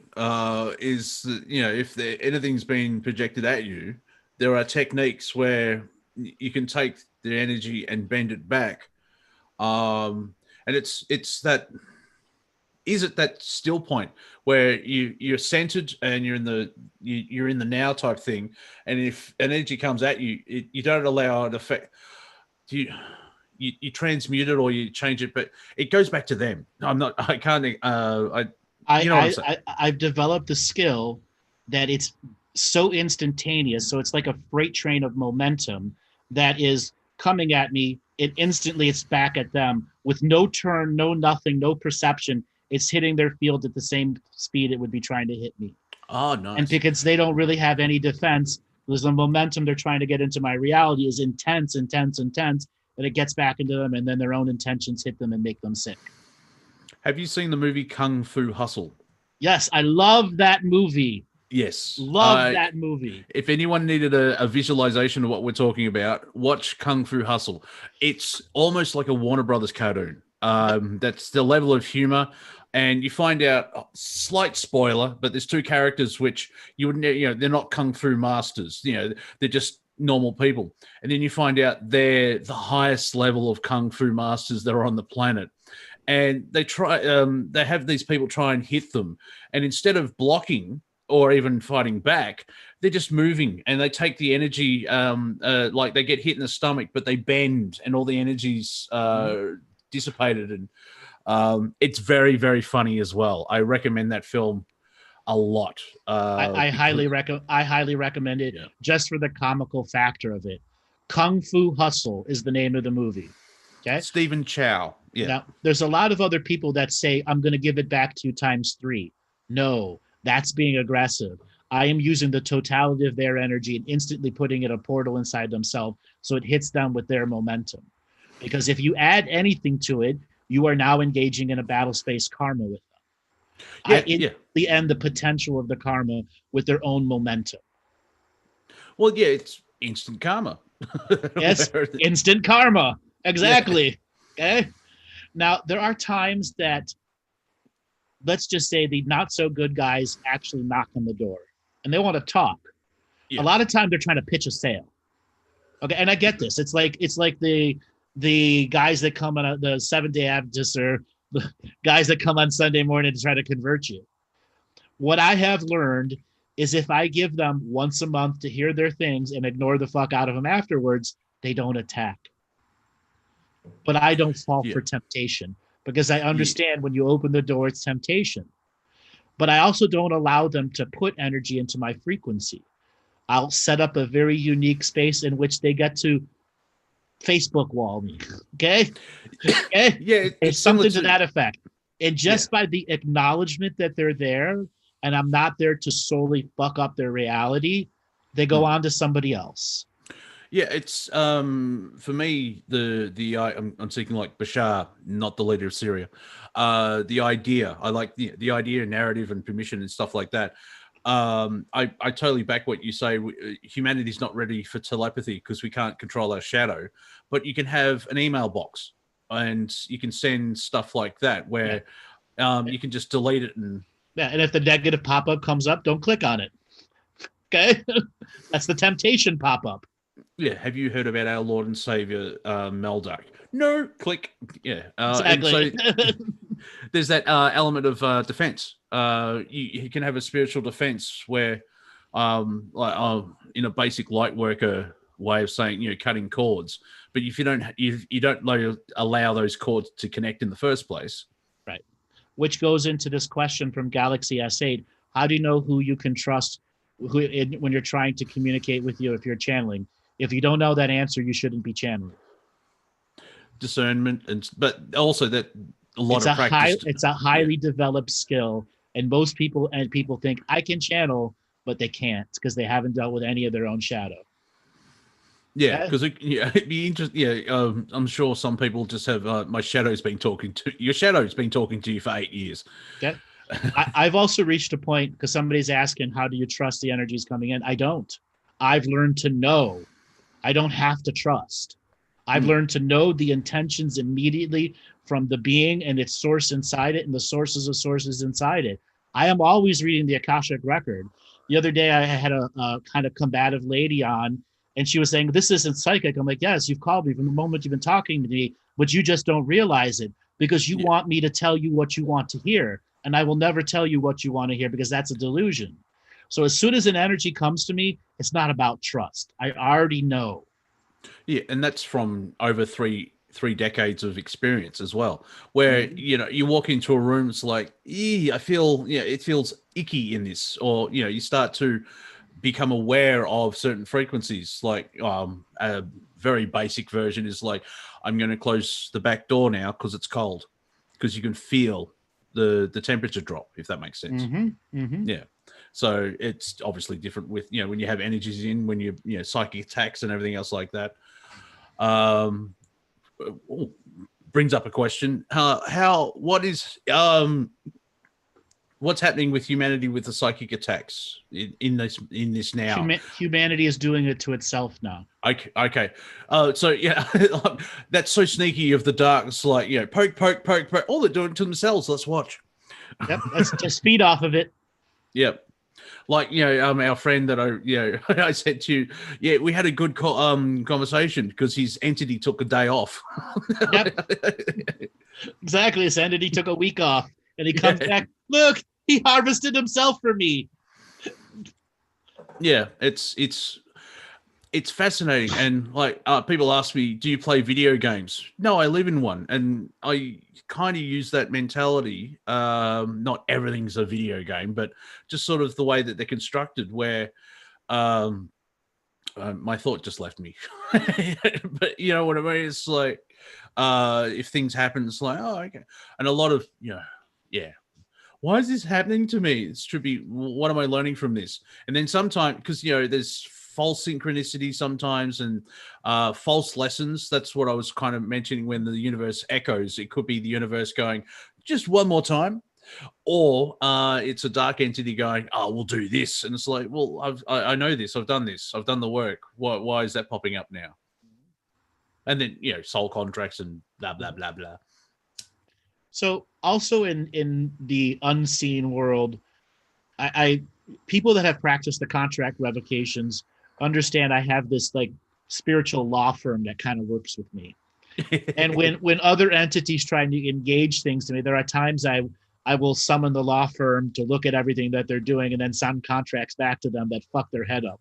Like, wait, I'm indebted servitude to you if I sign this contract?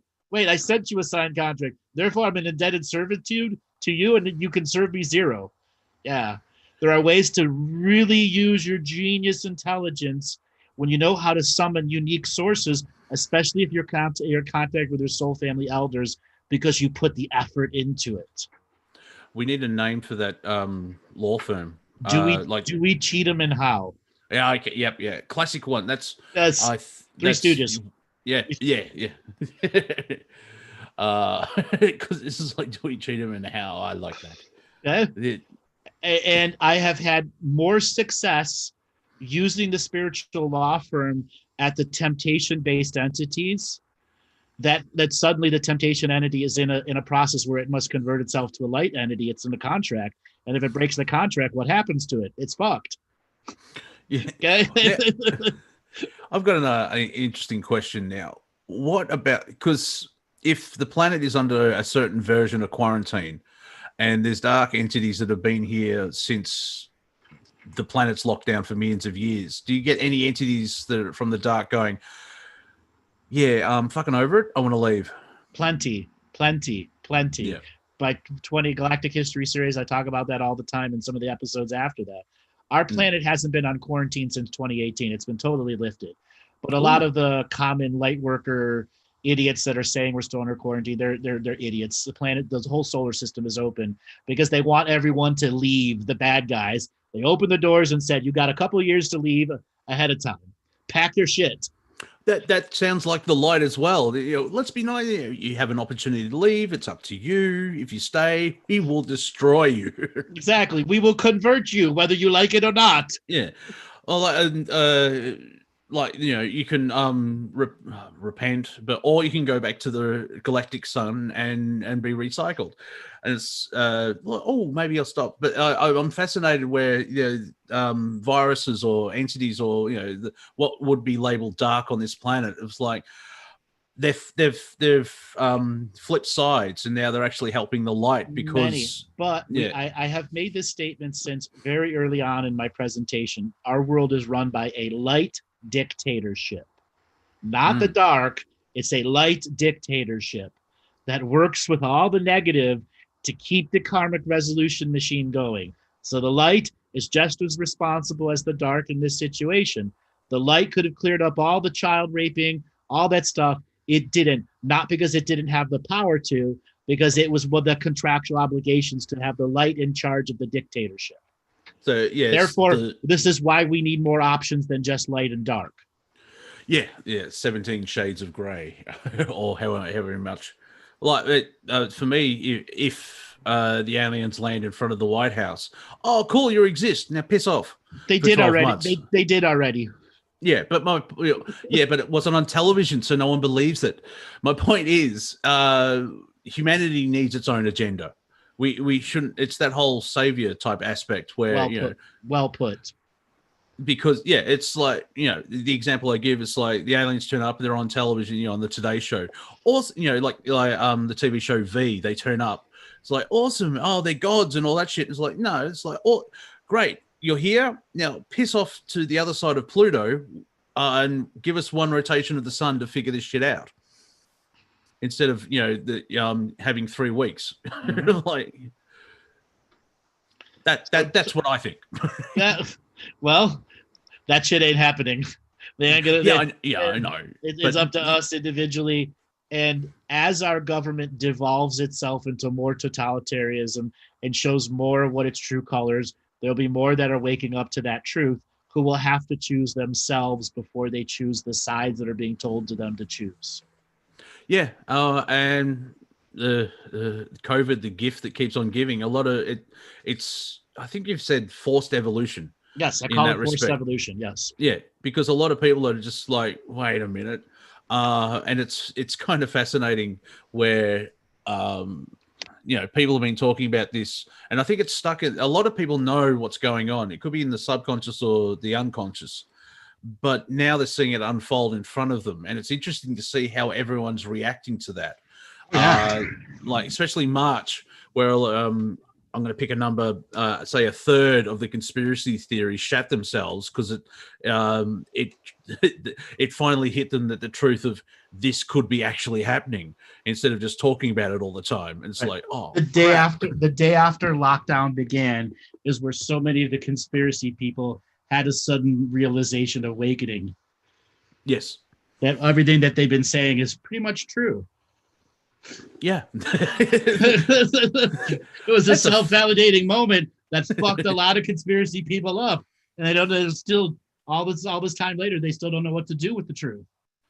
Yeah, I take that position sometimes because how do I describe? We're all the center of our universe, but through the joy of creation, we interact with everybody, and it's a kaleidoscope of creation.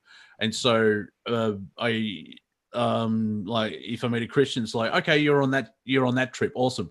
I did it in a past life, didn't work out for me, and so yeah, I've been there, done that. But it's an observation. I try not to judge. It's like, oh, you're following all that. Oh, you're a Mormon, blah, blah, blah. It's, for me, it's an element of free will. It's like, okay, you're doing that. Do no harm, please.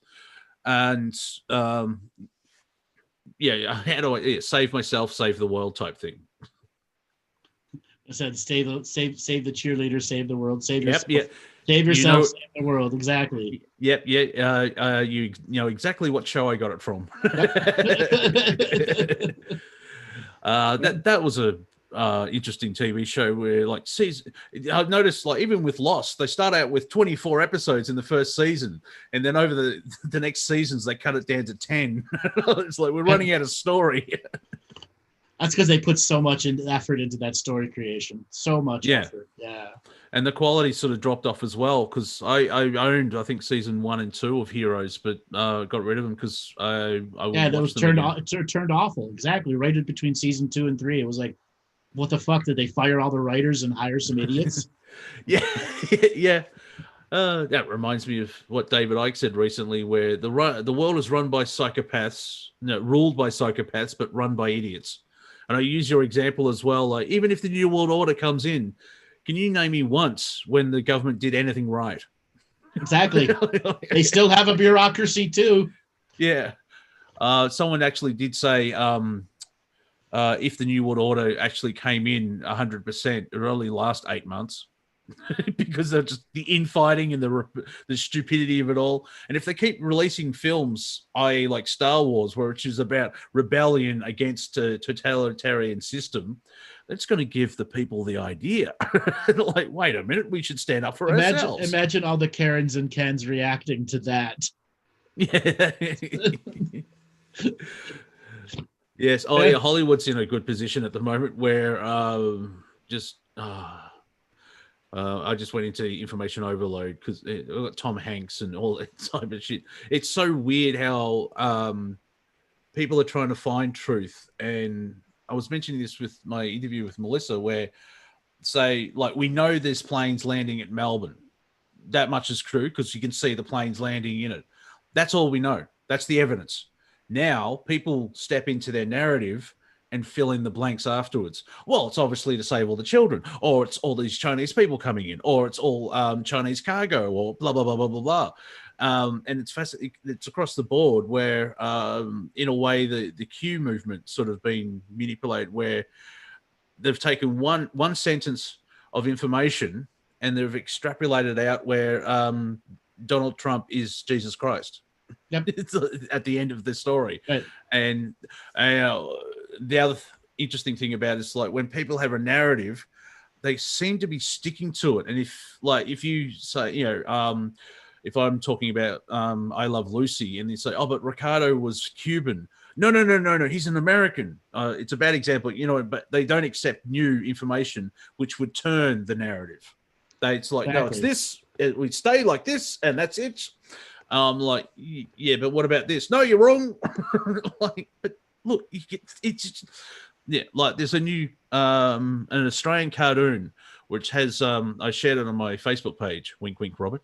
Joe Biden saying like we have to bring America together and end all racism. And then the next panel is, so I'm just going to hand over to this brown girl while I go lie down, and it's Tulsi Gabbard.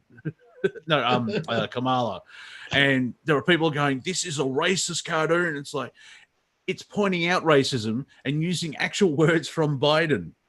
So I shared it with, so making fun of racism is racist now. 2020, yo. That's how fucked up the world is. Yeah. That's how fucked up the world is. Yeah, it's that's why I like doing comedy here. And our audience finds us, and like we would never get on NBC. No, like, we never would. That's the yeah, that one is causing a lot of grief for lefties and far lefts, because they believe that is racist to the people in the cartoon.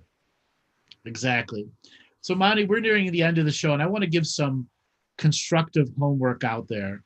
Ooh. And I want you to give 3 movies that you want people to watch between now and our next show. Oh, here we go. It's turned out that HBO actually has a warning on Blazing Saddles now. So I recommend people watching Blazing Saddles. And the unrated version. Yes, the unrated version of Blazing Saddles. And just turn off what you know about the outside world and just watch it. Find out when the movie was made. I think 74, 75. That helps to know when it was created in the timeline. Watch Blazing Saddles and just laugh at it, because it was people say, oh, it's racist. It was a group of Jewish men with Richard Pryor writing it. Right. So exactly. It's making fun of racism. It isn't racist. It's a brilliant one. So Blazing Saddles, Kung Fu Hustle as well, because it's a Warner Brothers cartoon. It's so fantastic. And you can see how it's still a Kung Fu movie, and there's fantastic fight scenes and stunts. And it's just like, you remember where this one guy tries to hit another guy with a piano leg and has, his head's punched into the floor. And it's like, why did you do this? And the guy that's been pummeled just gets like a small matchstick and goes up and taps him on the forehead again. Like, he won't stop. I love that. I love that. Exactly. Yeah. Now, third movie. Let me think. How can I say it? Discover Life of Brian again. Great movie. Yeah. A friend of mine's mum, super Irish Catholic, laughed body parts off because she understood it was attacking religion, organized religion, and not Jesus Christ. And it's, I think it would help now, especially with the zealots of everywhere, the Karens or whatever, and how, you say one sentence and it can be totally taken out of context. And then 3 days later, you've got communes and, Scientology and everything else like that. Right. So, yeah, Life of Brian, Blazing Saddles, and Kung Fu Hustle. What 3 would you add to that? So the first movie I'm going to tell you is watch the movie called The Shape of Water. Ooh. Have you seen this movie? No, I haven't. I do not want to give it away. If you have not seen this movie, I highly, highly, highly recommend it because of the nature of it. I don't want to give any foreshadow anything away. Go watch The Shape of Water. Now, the other movie, just 1 second here, is... Hold on a second. I've got my list of stuff here. Detective D, The Mystery of the Phantom Flame. Now, this is a Chinese wuxia action movie, but if you don't like watching movies that are subtitled, I will still recommend that you watch this movie. It is a beautifully cinematographed movie that has some very unique subject matter that will help people really wake up. And so now, Detective D, The Mystery of the Phantom Flame. So just D, the letter, or DEE. All right. The Mystery. All right. Okay. And then if you've never seen any of the Ip Man movies, Ip Man 1, 2, 3, or 4, I highly recommend you start with Ip Man 1. It is a class IP. Okay. It is a Donnie Yen in high grade acting and martial arts that has a unique story. So the highest form of Chinese martial arts was practiced by Ip Man. It's a story that he went through, and it's about it dealing in World War II, surviving World War II, coming to Hong Kong. Ip Man was Bruce Lee's original teacher. He's the one that taught him majority of the stuff. And then movie 3 and 4 about his aging life. I highly recommend all the Ip Man movies. And then there's a sub movie called Master Z, which was a competitor to him, and another one called The Grand Master. Now, if you don't like fighting martial arts movie, this movie is not really like fighting martial arts. It has an intense story, intense character buildings, and a lot of philosophical messages to learn from in between the fight scenes. Yeah, and I find it interesting that out of the 6 movies, 4 of them are Eastern. Yes, they have a lot of things that they can teach you right away. Yeah. So I would suggest watching Kung Fu Hustle first and then go on to the others. Because Kung Fu, I think that was created to it is dubbed in English, and so I think it was made for Western audiences as well. So it's a global film, if that makes sense. Yeah, Ip Man, IP, the letter I and the letter P, not PK. And these movies are not dubbed in English, so you're going to have to watch the subtitles. But the person that did the subtitles made a very accurate translation. Oh, that's good. And it makes an outstanding movie to learn from. Outstanding. Yeah, to respond to Jamie, not sus, Die Hard and Die Hard 2 are Christmas movies, so you'll have to wait till Christmas. Yes. That's my new tradition now on Christmas Eve. I watch Die Hard 1 and 2. Also, I saw somebody put a Godzilla. I recently watched all the Godzilla movies in a weekend, everyone from the first one to the last one. And there's one that's out there. What is it called? Damn it. Godzilla Final Wars. It's a crazy Toho film with aliens and Matrix stuff, like the movie Matrix, like scenes and action scenes. Yeah. But it is really, really good. Or Mecha Godzilla 2 from 1996. Okay. All right, Monty, why don't you give people a way to get a hold of you? If you want to actually see more of my shows, I've got my podcast as well as my weekly roundtable. Wafer Thin Entertainment on the YouTubes, yeah. Facebook is Monty Dean, as you can see there. And if you go into the war zone, that is Twitter. It is @RealMontyDean. I'm also on Instagram, where the meme war continues, which is just Monty.Dean. And you guys know who I am. I'm Andrew Bartzis, the Galactic Historian. You go to my website, andrewbartzis.com. We will be back this coming Tuesday for another exciting show. All right, Robert, take us away.